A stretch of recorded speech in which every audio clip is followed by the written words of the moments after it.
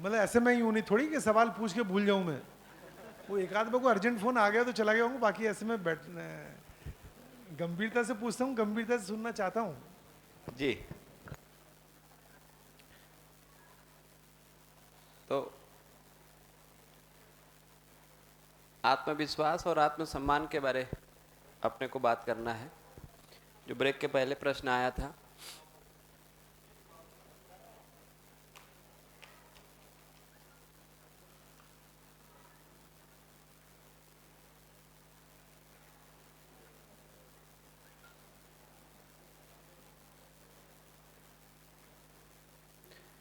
तो जब आत्मविश्वास कह रहे हैं या आत्मसम्मान कह रहे हैं, विश्वास और सम्मान कह रहे हैं, तो विश्वास का भाव, सम्मान का भाव, ये तो समझ में आता है कि एक मानव का दूसरे मानव के साथ जो संबंध है, उस संबंध में जो भाव हैं, उसमें से एक विश्वास का भाव है, एक सम्मान का भाव है।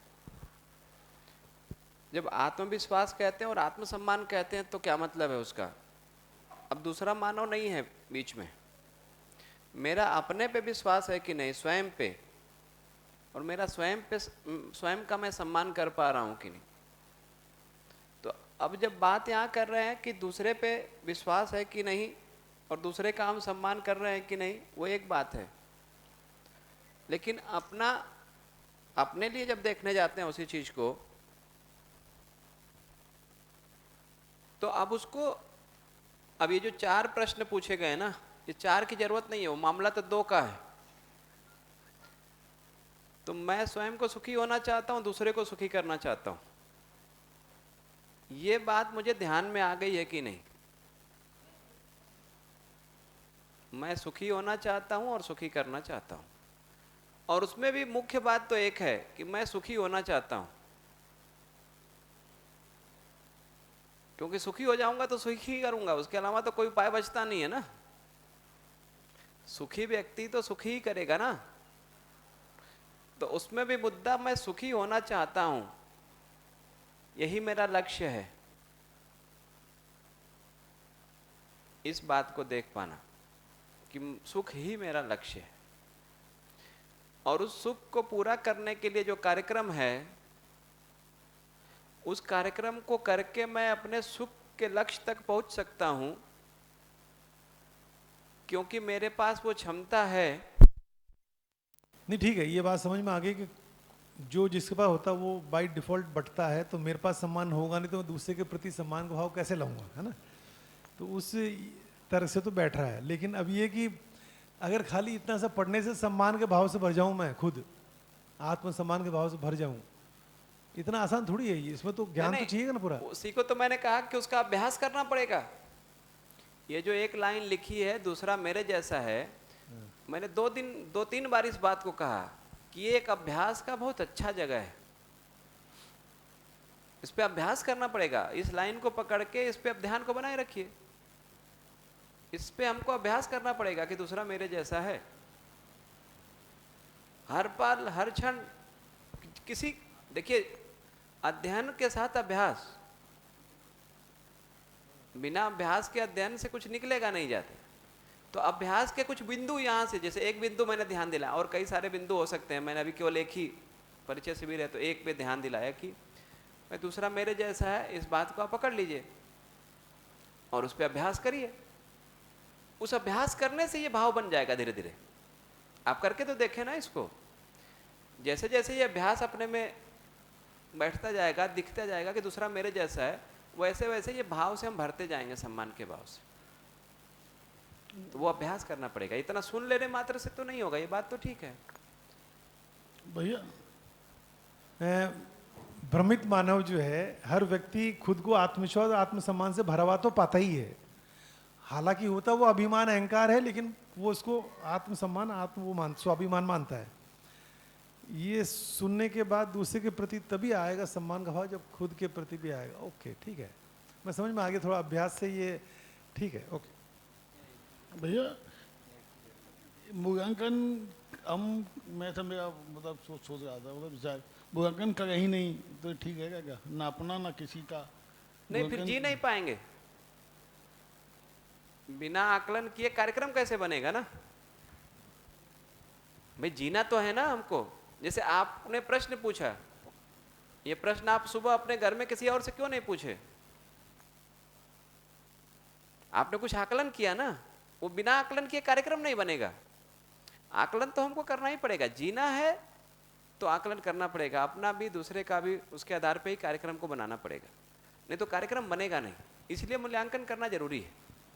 और भैया सुनील भैया की जो क्वेश्चन था ना, उसमें एक चीज़ और ऐड जो मुझे दिखाई दे रही है, वो जो सेकंड लाइन है ना, उस पर वो पूरा फोकस नहीं कर पा रहे कि हमारा कार्यक्रम, तो कार्यक्रम यहाँ पे आपने जो बताया था वो इस कंटेंट में जो है 4 लेवल की जो व्यवस्था है उसको कार्यक्रम बोल रहे हैं। तो उस 4 लेवल की व्यवस्था को समझना और उसमें जीना, तो वहाँ बात पूरी सहस्थित तो जा रही है। तो उस पॉइंट को हम बहुत लाइट ले रहे हैं कि ये बात, ये कंटेंट समझ में आ गया, जबकि 4 लेवल की व्यवस्था समझ पाना और उसके अकॉर्डिंग जी पाना, उसको कार्यक्रम बोला गया है। तो अगर ये होता है तो स्वयं में विश्वास आता ही है और फिर आत्मसम्मान भी होता ही है। नहीं, मैं भी वही कह रहा हूँ, 4 स्तर की व्यवस्था को समझ के और जीता हूँ तो मैं आत्मसम्मान से भरता हूँ। अब तक मैं मान रहा हूँ ये, तो मैं तो भरूंगा ये व्यवस्था समझने के बाद, लेकिन दूसरे के प्रति तो मैं तत्काल सम्मान से भर जाऊंगा कि नहीं यार, समानता है भैया, समानता है तो सम्मान। मैं यूं कह रहा हूँ, बिना व्यवस्था की समझ के भी 4 नहीं स्तर नहीं, की। नहीं, एक मिनट, वो निरंतरता होगी क्या उसमें? हाँ, निरंतरता नहीं होगी। निरंतरता तो पूरा समझ के ही होगी। हाँ हाँ, तो उतनी ही बात है। ओके ठीक है। एक और चीज, दूसरा सवाल है ना कि मानव मानव संबंध में जैसे हम ये समझते हैं, तो विश्वास सम्मान ये 2 मूल्य समझने के बाद के साथ, विश्वास से हम चाहना पे भरोसा करते हैं और सम्मान से हम उसका योग्यता का मूल्यांकन करते हैं। इन दोनों के आधार पे कार्यक्रम बनता है, क्या करना है उसके साथ में। हमको ट्रेन में जाना है तो चेन लगानी ही लगानी सूटकेस पे, हमको साथ में कोई बिजनेस करना है, साथ में कुछ घूमने जाना है, या कोई भी कार्यक्रम, तो ये दोनों मूल्य से पूरा हो जाता है वो, चाहना और योग्यता का मूल्यांकन, ये दोनों से होगा ना पूरा। नहीं नहीं, वो दोनों अलग अलग बात नहीं है। देखिए, इन भावों को देखेंगे ना तो अलग अलग बात तो जरूर कर रहे हैं।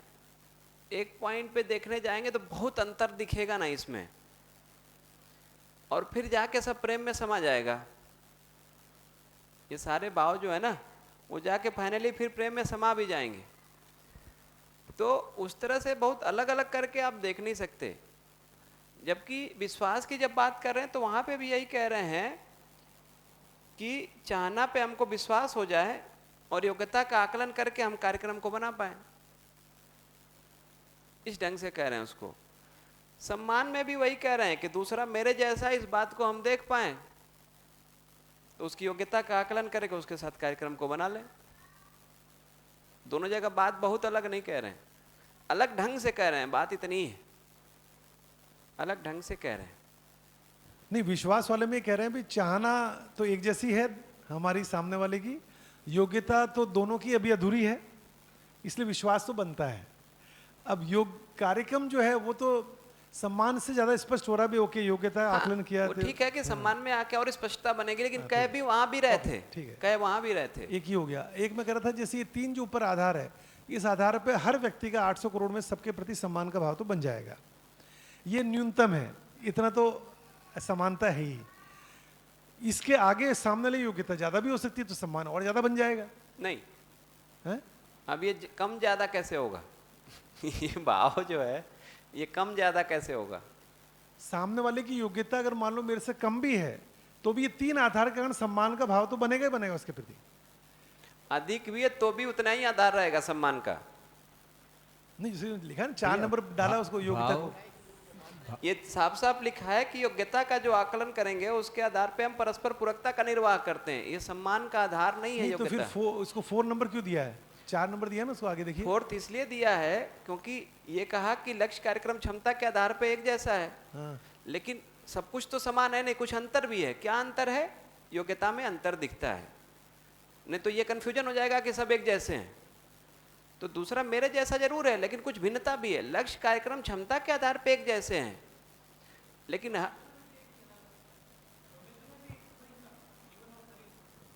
वही वो है एक उसी आधार पे, लेकिन 2 व्यक्ति में कुछ भिन्न है क्या, कुछ अलग है क्या?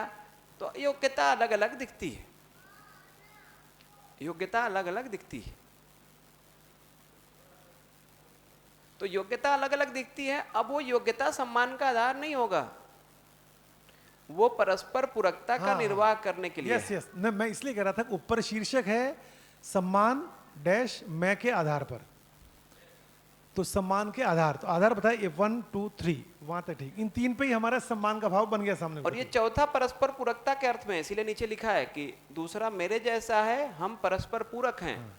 तो योग्यता का आकलन पूरकता को ध्यान में रख के किया जाए। उसके लिए तो चौथा जो लिखना ठीक नहीं ना, फिर तो फिर ये कि 3 सम्मान के लिए पर्याप्त है, चौथा निर्वाह के रूप में है, निर्वाह के लिए है। वही, हम जब सम्मान कर पाएंगे तो निर्वाह करेंगे ही ना, सम्मान नहीं करेंगे तो हम निर्वाह कैसे करेंगे। तो एक बार सम्मान बन जाता है, फिर हम कार्यक्रम बनाते हैं निर्वाह करने का। वो कार्यक्रम बनाते समय योग्यता को ध्यान रखना पड़ता है। ये अहंकार और स्वाभिमान एक ही है क्या? अहंकार और स्वाभिमान एक नहीं कहना ठीक है, स्व को समझ लेंगे तो स्वाभिमान अलग हो जाएगा। अगर स्व को बिना समझे कहेंगे तब तो मुझे लगता है कि एक ही है, क्योंकि स्व समझे नहीं है तो अभिमान फिर बचता है। अभिमान और ये अहंकार एक ही है।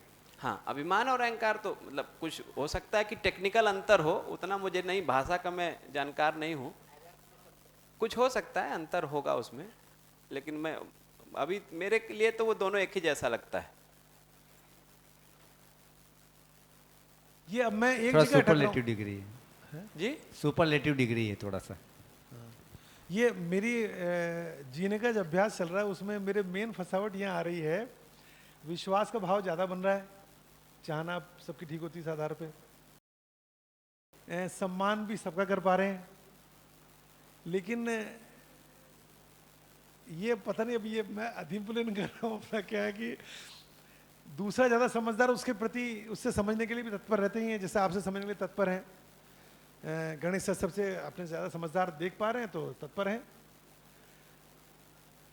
यदि मैं दूसरे से अधिक समझदार हूँ, हाँ, अब परिवार में जब आते हैं तो मुझे ऐसा लगता है कि मैं थोड़ा इसको ज़्यादा कंटेंट को ले रहा हूँ तो मैं थोड़ा ज़्यादा समझदार हूँ इससे। तो अब मैं यही इसमें तो साफ शर्त इसमें तो लिख दिया गया है, जब तक सामने वाला आपको ज़्यादा समझदार ना माने तब तक समझाना नहीं है। लेकिन अब जीना तो साथ है, नहीं जीना आएगा तो झेलना पड़ेगा। तो अब जीना 24 घंटे है, रोजाना ही जीना है। तो ऐसे में दोस्त से तो अपन ठीक 4 दिन नहीं मिलेंगे, क्या फर्क पड़ता है, पत्नी से, बच्चे से, माता पिता से ऐसा तो नहीं कर सकते हैं।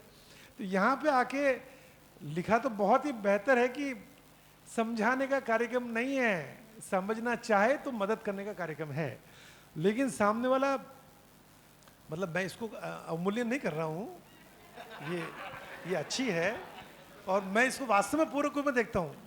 जैसे एक बात मैं इसमें रोकूंगा आपको कि बार बार ये कहने की जरूरत नहीं है कि वो अच्छी है, हम सबको पता है। हाँ, और आप जो समझदारी की बात अपने आप को सर्टिफिकेट दे रहे हैं तो बाकी लोगों को पता है कि कौन समझदार है, ये भी पता है। तो सुनिए, तो मैं आपकी मैं पूर्णता में- ईमानदारी से, गंभीरता से कंटेंट को ले रहा हूँ, मैं अधिमूल्यन कर रहा हूँ तो उसको मुझे कम करना है अपना, है ना।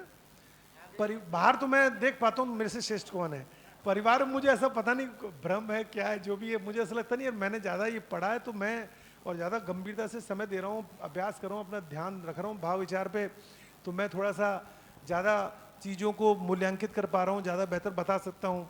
हालांकि हमें सुनने का अभ्यास बढ़ाया है, राय कम देना है जब तक, पर बिना मांगे राय नहीं देना, इसका मतलब तो ये है। अब बिना मांगे राय नहीं देना ये मेरे से हो नहीं पा रहा है, ये बिना मांगे देता हूँ मैं राय, बेटे को भी, इसको भी। तो वो इसी से ये लग रहा है कि वो आप इतना उनके बारे में इस तरह से बोल रहे हो तब भी वो चुप होकर सुन रहे हैं और चेहरे पे भी कोई एक्सप्रेशन नहीं है, यानी कि वो ज़्यादा समझदार हैं और आपको पूरा मौका दे रहे हैं कि आप नासमझी का पूरा एक्सप्रेशन करें, लेकिन तब भी उन्होंने धैर्य रखा हुआ है। ठीक है, ओके। नहीं, लेकिन सभा में जो चल रहा है उससे ये पता नहीं चलता है कि घर में भी ऐसा ही चलता होगा। यस, ये देखो, सुनो वो विद्वान है, वो आप जब बोल रहे हैं तो ध्यान रखें, सामने वाला कुर्सी पे बैठा है वो विद्वान है, इधर वाले ना हो, उधर वाले तो है। नहीं, ये आजकल कहने लगे हैं कि वो मेरे को बहुत अच्छी लगती है। नहीं देखो, इसमें तो कोई दोहराय नहीं कि जीन विद्या के बाद मुझे ये बेहतर लगने लगी है ना, और मैं देख पा रहा हूँ कि यार ये क्या क्या कर रही है घर में, है ना। पहले नहीं देख पाता था मैं इतना, है ना। मतलब पहले भी यूं अप्रिशिएट तो मैं करता था, लेकिन अभी मुझे लगता है कि नहीं, ये वास्तव में मेरे लिए बिल्कुल परफेक्ट मैच है। पहले मुझे कई बार रॉन्ग नंबर लगता था, लेकिन अब वास्तव में नहीं लगता है। मुझे लगता है कि जो जो चीज़ मुझ में नहीं है वो इसमें है। जैसे मैं रसोई में जाता ही नहीं, मुझे आदत ही नहीं किचन में जाने की, तो ये कहीं जाएगी तो लिख के जाएगी ये यहाँ रखा, खा लेना आप, इसको मालूम मैं जाऊँगा ही नहीं, फ्रिज खोलूँगा नहीं मैं। तो ऐसे में कई चीज़ पूरक है ये। तो मेरे मित्रों का ये इतना ध्यान रखती है खाने का, वो कह के जाते हैं ना हमारा ससुराल में इतना ध्यान रखते हैं तो तुम्हारे यहाँ रखते हैं। तो इसमें तो कोई दोहराई नहीं, इसने घर की इज्जत बढ़ाई है और घर को पूरा किया, इसमें तो कोई दोहराई नहीं। इसके कारण घर में सभी का ड्रेसिंग सेंस पहले से बेहतर हो गया। हालांकि ये अति में चली गई है, ज़्यादा ड्रेस हो गई इसके पास, लेकिन फिर भी घर का सबका ड्रेसिंग सेंस, खाने का, हमारा घर का जो भी है ना वो सिस्टम बेहतर हुआ है। तो इससे फ़ायदा ही हुआ है, नुकसान तो नहीं हुआ है। और जहाँ ये थोड़ा टकराव है, उस टकराव को मैं अवसर को मैं देख रहा हूँ कि ये अवसर है अपने लिए बेहतर बनने का। लेकिन मुझे थोड़ा सा इस पर आपकी समझ ज़्यादा है तो थोड़ा सा एक दो टिप और दो ना, वो मेरे नहीं सभी के काम की है। बाकी लोग बोल नहीं रहे, लेकिन सवाल तो सबका यही कि यही फंसावट है कि अपने को ज़्यादा समझदार मानते हैं और फिर हम बिना राय दिए मानते नहीं है और वहाँ टकराव हो जाता है। जबकि आपने इसमें लिख दिया कि राय तो सामने समझना चाहता है तो देना है। तो उस वाली को वापस खोलिए ना, उस वाली को। हाँ ये तो इसमें थोड़ा सा एक दो टिप और देना पड़ेगा आपको, क्योंकि कई शिविर कर लिए उसके बाद भी बिना राय दिए मन मानता ही नहीं है। हालांकि मैं कोशिश कर रहा हूं कि जब तक मरने का डर नहीं हो, गंभीर बीमारी का डर नहीं हो, तब तक राय नहीं देना है। एक बार गलती करने दो, क्योंकि मानव की डिजाइन ही बाय डिफॉल्ट ठोकर खा के सीखने की है। जैसे मैं बेटे को भी कहता हूँ तो मैं 58 का हो गया, जो अब तक मैंने ठोकर खाई, तो तू ठोकर क्यों खाता है? मैं बता देता हूँ कहाँ कहाँ क्या तंत्र की बात है, कहाँ नहीं है। वो कहता नहीं पापा आपने कहाँ माना, आपको मना किया था चुनाव नहीं लड़ना है, आप लड़े, घर वाले मना किए थे कि अपने कोई खानदान में नहीं है राजनीति में, तू क्यों कर रहा है? तुझे पाइपलाइन डलवानी क्या कि अपने घर में तेरे तो पानी आ रहा है, तू क्यों परेशान हो रहा है? तो आप भी ठोकर खा के माने, हमको ठोकर खाने दो। तो मुझे समझ में आ गया कि वास्तव में मित्र हो या परिवार वाला हो, आप कितना ही कह दो, वो बिना गलती किए नहीं सीखता है। तो गलती कर नहीं दिया जाए, तो मैं अब गलती करने देता हूँ, नुकसान पैसे का वो होने दो, कोई बात नहीं। जब तक जान का खतरा नहीं हो तब तक पीछे नहीं पड़ना है। प्रयास कर रहे हैं पर नहीं हो पा रहा है पूरा। एक चीज़ और मैं मेरा ऑब्जर्वेशन ऐड करना चाह रहा हूँ कि अभी जो हमारी स्थिति है, क्योंकि समझ किसको कह रहे हैं वो तो एक अलग ही बात है, चारों लेवल की हारमोनी को समझना और उसको कह रहे हैं, पहले तो मैं खुद को समझ लूँ ये बहुत बड़ी बात है। लेकिन जो अभी जो जीने में जो आ रहा है, पर्टिकुलरली जो भैया बात कर रहे हैं संबंधों में, वहाँ पर मेरा ऑब्जर्वेशन ये है कि कुछ चीज़ों में हम समझदार होते हैं, कुछ चीज़ों में दूसरा भी समझदार होता है। उसको भी एक्सेप्ट करना पड़ेगा कि कई सारे फ्रंट्स है लाइफ में, कई सारे डायमेंशंस हैं। तो जैसे अब यहाँ की जो व्यवस्था संभालने की बात है, हम उसको देखते हैं तो से भाभी का देखते हैं तो उनकी समझ ज़्यादा है। तो ऐसा अगर हम देखें, कई सारी चीज़ों में अपनी पत्नी को देखता हूँ तो कई सारे मैटर्स ऐसे हैं जो फैमिली में हम जब डिसीजन लेते हैं तो उसकी समझ मेरे से कई गुना आगे हैं, और कुछ मैटर्स हैं जिसमें मेरी समझ ठीक लगती है, उनको भी ठीक लगती, और जब कॉमन बनता है दोनों में तो ऑटोमेटिक लगता है कि कहाँ किसकी है, तो वो पूरकता वाली बात वहाँ पे आती है। और अभी जब नासमझी में है तो कमी तो दोनों तरफ ही है, लेकिन किसी मैटर्स ऐसा नहीं कह सकते सारे मैटर्स में मैं ही समझदार हूँ या सारे मैटर्स में वही समझदार हैं। तो ये पूरकता वाली बात भी ऐड होती जब तक हम इस अवस्था में हैं तब तक। तो जी मैं अगर ज़्यादा बोल रहा हूँ तो आप रोक सकते हैं, पर बीच में एक चीज़ मैं स्पष्ट कर दूं, कई बार क्या होता है हम कन्वे करते हैं, पूरा कन्वे होता नहीं है। जैसे मैंने कल अगर परसों कभी बोला था कि मैं घर में वही काम करता हूँ जो घर वाले नहीं करते हैं, इसमें ये नहीं मैं उन कामों को छोटा मार रहा हूँ, सब्जी लाने को, फल लाने को, पर अगर मैं उस काम में लग जाऊँगा तो फिर मैं और जो करना चाह रहा हूँ, मेरे जो सपने वो नहीं पूरे हो पाते। तो मैं देख लेता हूँ कि घर में काम पूरे होने चाहिए, जो बाकी कर रहे हैं तो उसमें अपने एनर्जी क्यों लगावें। जैसे पौधे, अभी इसमें बोला आप ले आते हो पौधे, ध्यान तो रखते नहीं हो, फिर मुझे करना पड़ता है। तो मैंने कहा तो मुझे शौक है, मुझे जब से ये समझ में आया यार तो मेरे को प्यार हो गया पौधों से, जानवर से, पहले तो मेरे तो ध्यान ही नहीं गया कभी। अब मुझे लगा अरे यार ये सब तो हमारे लिए, और कितने क्रिएशन जो देखता हूँ मैं, पहली बार जिंदगी में मेरा ध्यान गया जीवन दिया के बाद कि खाली पानी डाल रहे हैं, कुछ नहीं कर रहे हैं हम, और उसमें से बीज से पौधा, पेड़, फूल, फल, और गजब मैंने केले कैसे बनते हैं पहली बार देखे, कैसे ये हमारी मिट्टी में पहले हाथ लग जाता, मैं हाथ धोता था साबुन से कि यार गंदे हो गए यार, अब पता है उस मिट्टी में आम ला रहा है, अनार आ रहा है, सीताफल आ रहा है, अमरूद आ रहा है, और इसमें तो सब कुछ है, और हम इससे बिना वजह इसको गंदा मान के हाथ धो रहे थे। तो ये पहली बार ध्यान पदार्थ अवस्था, प्राण अवस्था, जीव अवस्था पे गया। तो अभी रास्ते में खरगोश मिल गया मेरे को, मैं खरगोश घर लिया है, अभी घर में खरगोश आ गया है, तो ये मुझे तो तीन चारों अवस्थाओं से जीने का मौका मिल रहा है और ज़्यादा अच्छा भी लग रहा है। तो मैंने कभी कहा तो किसी को ये कन्वे नहीं हो जाए कि मैं सब्जी लाने को छोटा काम बोलता हूँ। मैंने कहा जो काम बाकी कर रहे हैं मैं मुझे क्यों करना है, मैं बचा हुआ काम कर लूँगा। तो जो ये जैसे इसको मालूम है कभी रात को भी कहीं से आता हूँ, मुझे सफाई की आदत ज़्यादा है, तो जब तक मैं सारी चीज़ें व्यवस्थित नहीं होगी मैं सो ही नहीं सकता। मैं चाहे रात को 2 बजे आऊँगा, मैं बाहर से कहीं आ रहा हूँ तो मैं पहले पूरा घर में देख लेता हूँ घूम के, किचन में इधर उधर ड्राइंग रूम में सब ठीक है, सामान व्यवस्थित है, फिर जाऊँगा मैं कमरे में, फिर जाके सोऊंगा मैं। तो इसकी ये अति भी है, वैसे इसको कम करने का प्रयास कर रहा हूँ, लेकिन काम को छोटा नहीं मानता हूँ, सब काम करता हूँ। ऑफिस में भी वही करता हूँ जो एम्प्लॉय नहीं करते हैं, वो कर रहे हैं तो फिर मैं क्यों सब उसमें लग जाऊँगा, तो फिर ये जीवन विद्या छूट जाएगी। तो इसलिए कोई मेरे को यूँ नहीं समझ ले कि मैं कुछ छोटा बड़ा मान रहा हूँ काम, या इसके काम को छोटा मान रहा हूँ, इसके काम को मैं बड़ा ही मान रहा हूँ। अब आपको टिप देनी हो सेकंड पॉइंट पे, है ना? हेलो भैया, इसी संदर्भ में मैं अपना कुछ जो एक्सपीरियंस या मेरे अंदर चल रहा है वो शेयर करना चाह रही हूँ कि जब हमें ये दिखता है कि दूसरा व्यक्ति गलत कर रहा है, तो अभी मैं पहले ये चेक करती हूँ कि मेरे अंदर भाव क्या हैं। अगर मेरे अंदर ये होता है कि विश्वास है और सम्मान है या स्नेह है, अगर ये तीनों भाव मुझे दिख पाते हैं, तब मैं बड़े आराम से अपनी बात को कह देती हूँ और वो बात अगले व्यक्ति तक पहुँचती भी है। लेकिन जब मेरे अंदर ये दिख जाता है कि अभी भाव ठीक नहीं है, दूसरे के प्रति विरोध का भाव है और उस भाव से मैं अपनी बात कह रही हूँ, तो वहाँ मैं अपनी बात को रोक लेती हूँ। अब इसमें जो मुश्किल आ रही है कि कई जगह ऐसी होती है वहाँ भी भाव ठीक हुए ही नहीं है और बहुत ज़्यादा मन करता है कि बात जो है वो मतलब कह देनी चाहिए, लेकिन इतना मुझे पता है तो वो रोकना भी मुझे परेशानी मतलब क्रिएट करता है और कह देने से मुझे पता है और भी ज़्यादा परेशानी होने वाली है।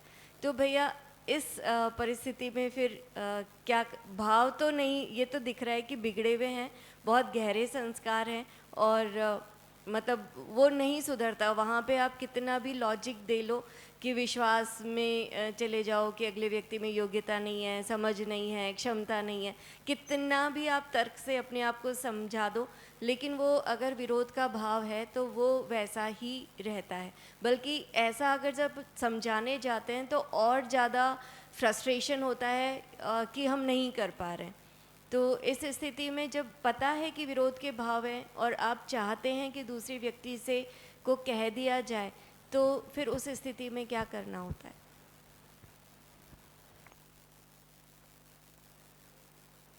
बहुत सारे प्रश्न इकट्ठा हो गए।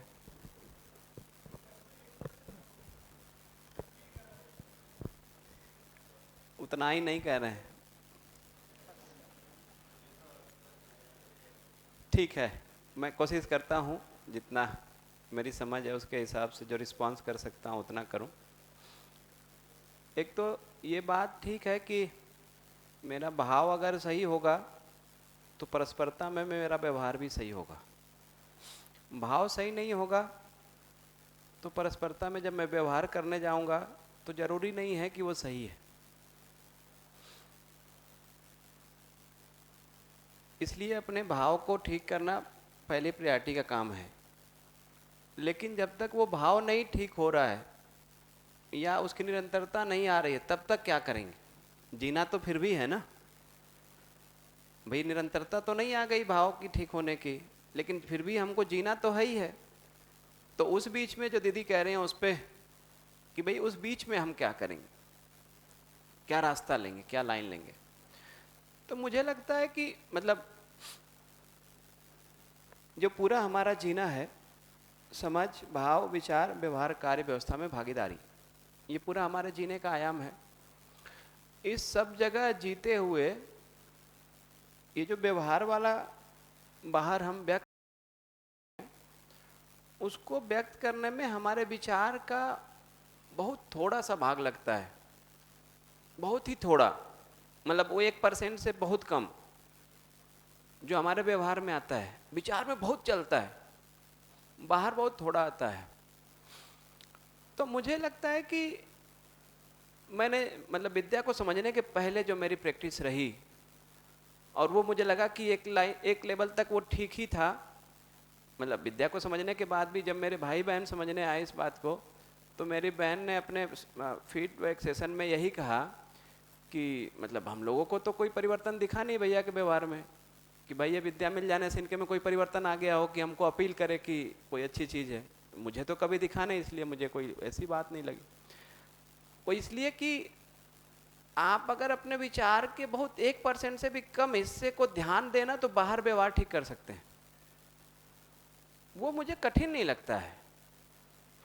मेरा भाव भले ही खराब है, लेकिन अगर मैं ये निर्णय बनाए हुआ हूं कि मेरा भाव खराब है, ये मेरे तक ही सीमित रहे, मैं दूसरे के साथ कम से कम व्यवहार करके उसको और परेशान ना करूं, या अपने भाव को उस रूप में कन्वे ना करूं जिस रूप में मैं नहीं स्वीकार पा रहा हूं खुद में, वैसा दूसरे को कन्वे करना तो ठीक नहीं लगता है।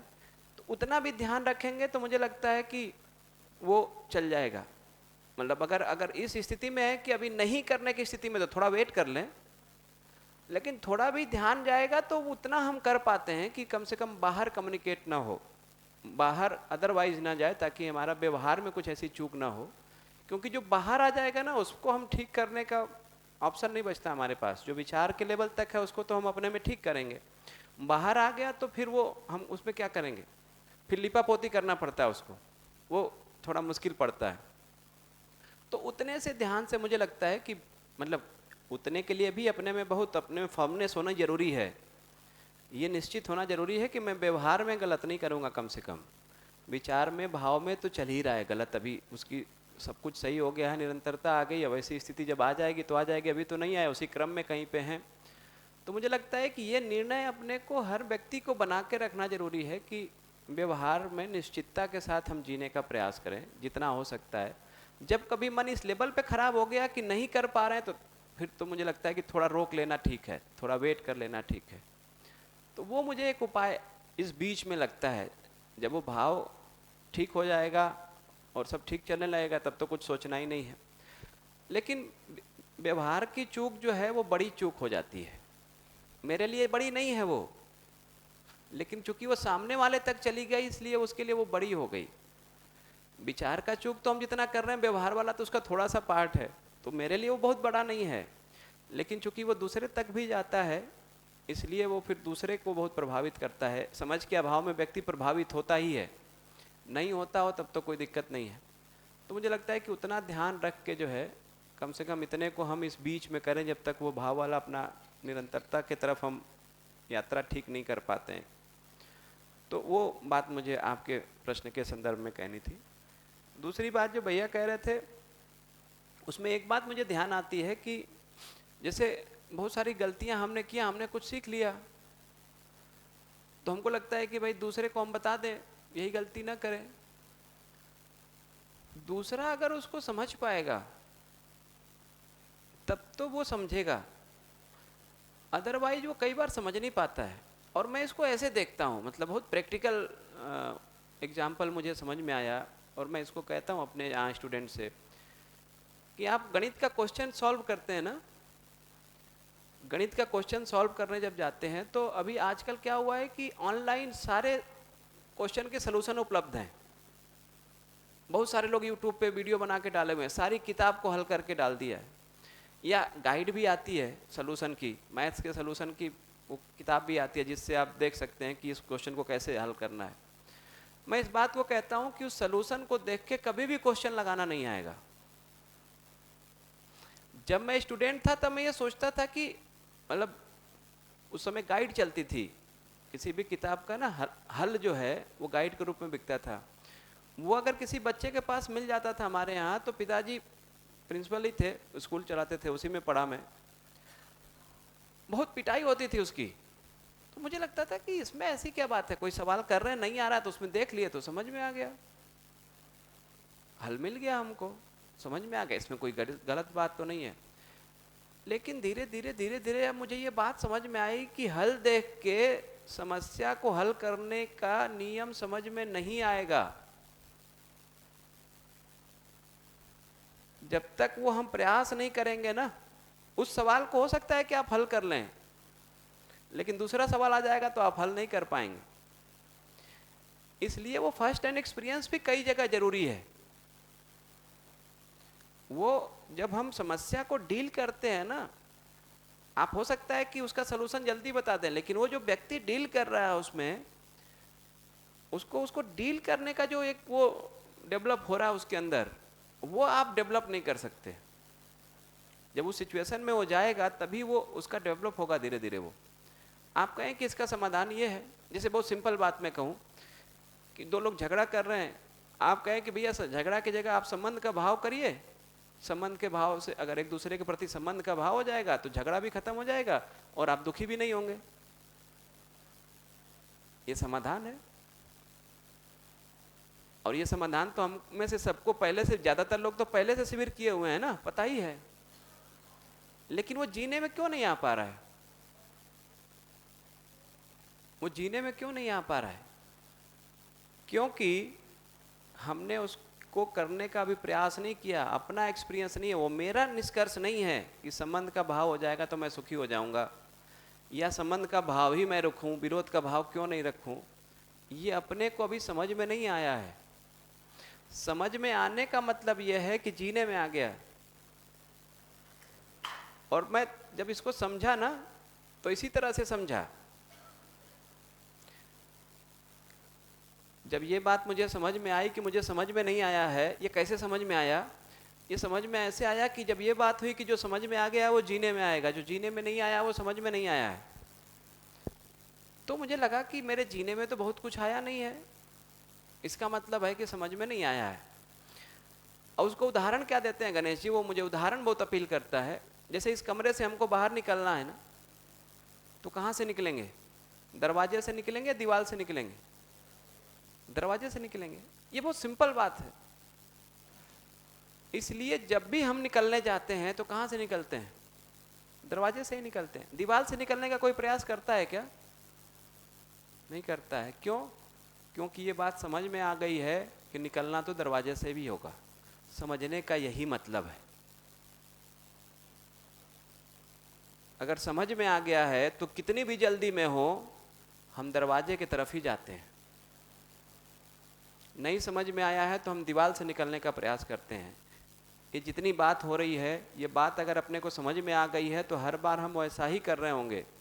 अगर उसके अन्यथा कर रहे हैं, इसका मतलब है कि अभी वो समझ में नहीं आया। वो चॉइस खत्म हो जाएगी, वो चॉइस ही नहीं बचेगा। अभी अगर चॉइस बचा हुआ है कि हम डांटें इसको, कि मारें इसको, कि चीखें, कि चिल्लाएं, कि संबंध पूर्वक जिएं, अगर वो चॉइस अभी बचा हुआ है, इसका मतलब है कि अभी समझ में नहीं आया है। समझ में आ जाएगा तो जीने में आ जाएगा। और समझ में कब आएगा? जब अपने में हम जांच परख की प्रक्रिया को ठीक से करेंगे। इसीलिए मानने के लिए मना कर रहे हैं। उसका कारण ये है कि मान लेंगे फिर गड़बड़ हो जाएगा। वो कह रहे हैं कि जांचें अपने सहज स्वीकृति के आधार पर और फिर जी कर देखें, फिर जी कर देखें। ये दोनों जब पूरा होता है तब विश्वास बनता है कि हाँ ये बात ठीक है। उसके पहले विश्वास नहीं बनता और ये समझ नहीं आती है। इसलिए हमारा अपना जो अनुभव है या हमारा जो अपना एक्सपीरियंस है, अनुभव कहना थोड़ा ज़्यादा हो जाएगा, उस एक्सपीरियंस को हम दूसरे को दे दें ठीक है, लेकिन जितना वो ले सकता है उतना ही ले पाएगा। फिर भी हम देते ही हैं, लेकिन वो जिस जगह पे खड़ा होगा उतना ही उसको समझ में आता है। और ये ऐसा ही है, जैसे कोई क्वेश्चन पूछता है ना मैथ्स का कोई बच्चा, तो मैं कहता हूँ कि तुमने कहाँ सॉल्व किया इसको, मुझे दिखाओ उसको। ये आपने क्वेश्चन लगाया है तो आपने कहीं कोशिश किया होगा ना, आप कोशिश क्या किए उसको दिखाइए। उसको मैं देख के बताता हूँ कि यहाँ पे ये स्टेप गलत है, इसको ऐसे करेंगे तो सही हो जाएगा। अब उसको ज़्यादा समझ में आता है। आप हल कर दें और उससे उसको समझ में आ जाएगा, नहीं आएगा। जिसने प्रैक्टिकल किया, जिसने प्रयास किया है, उसको वो बात ज़्यादा समझ में आती है। इसको मैं सिंपली इस ढंग से भी कहता हूं कि जो पहला शिविर कर रहा है और जो दूसरा शिविर कर रहा है, पहले वाले को कम समझ में आता है, दूसरे वाले को ज़्यादा समझ में आता है। लोगों को लगता है कि भाई 2, 3, 4, 5 शिविर करके लोग क्यों आ रहे हैं। वो कई जगह करते रहते हैं, कुछ प्रयास किए हैं, कुछ फंसे हुए हैं, कहीं पे कोई बात उनको अपील कर जाती है। वो एक ही लाइन कई बार इतनी उतना कुछ मिल जाता है, लगता है कि इतना ज़्यादा मिल गया, क्योंकि वो जगह बन गई थी, वो जगह बन गई थी, वो पात्रता बन गई थी, तो अब वो चली जाती है। वो जगह और पात्रता नहीं बनी है, आप बात बहुत अच्छी अच्छी भी करते रहें, जाती नहीं जाती। इसलिए वो अभ्यास की बात है, जितना हम अभ्यास करेंगे उतना हमारे जीने में आएगा। और जो गैप्स रह जाते हैं उस पे जब हम किसी से बात करते हैं तो वो गैप भरते हैं। वो अगर हमने प्रयास नहीं किया है, वो हमारा प्रश्न नहीं बना है, अगर हमारा जिज्ञासा नहीं है, दूसरे की जिज्ञासा से हमको बहुत लाभ नहीं मिलता है, तो वो जगह बन जाएगी। तब जब वो लेता है तब ज़्यादा ले पाता है, उसके पहले वो नहीं ले पाता है। उसके पहले हम दे भी तो नहीं लेगा। एक तो बात ये है।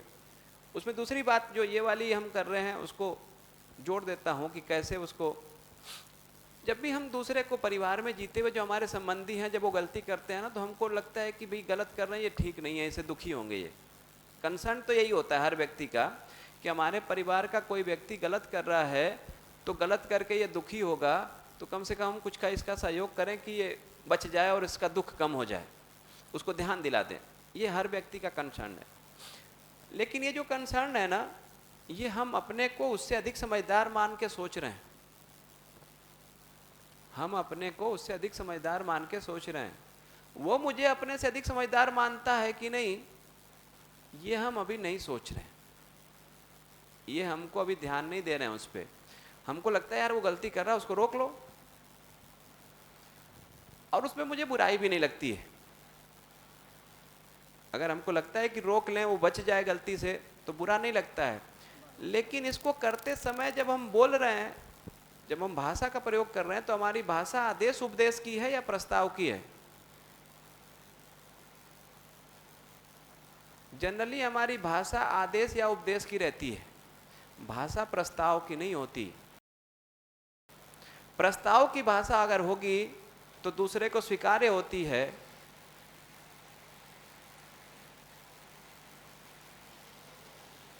दरवाजे को बंद करें तो ज़्यादा ठीक रहेगा, क्योंकि आवाज़ फिर ज़्यादा हो रही।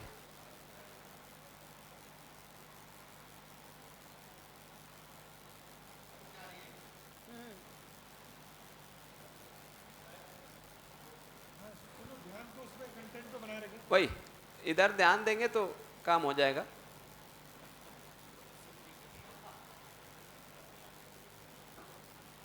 तो जब हम बात को रखेंगे ना, तो हमारा जो तरीका होगा बात को रखने का, वो प्रस्ताव विधि होगी। जनरली हम लोग घर में प्रस्ताव विधि से बात नहीं करते, हम जनरली आदेश उपदेश की विधि से बात करते हैं।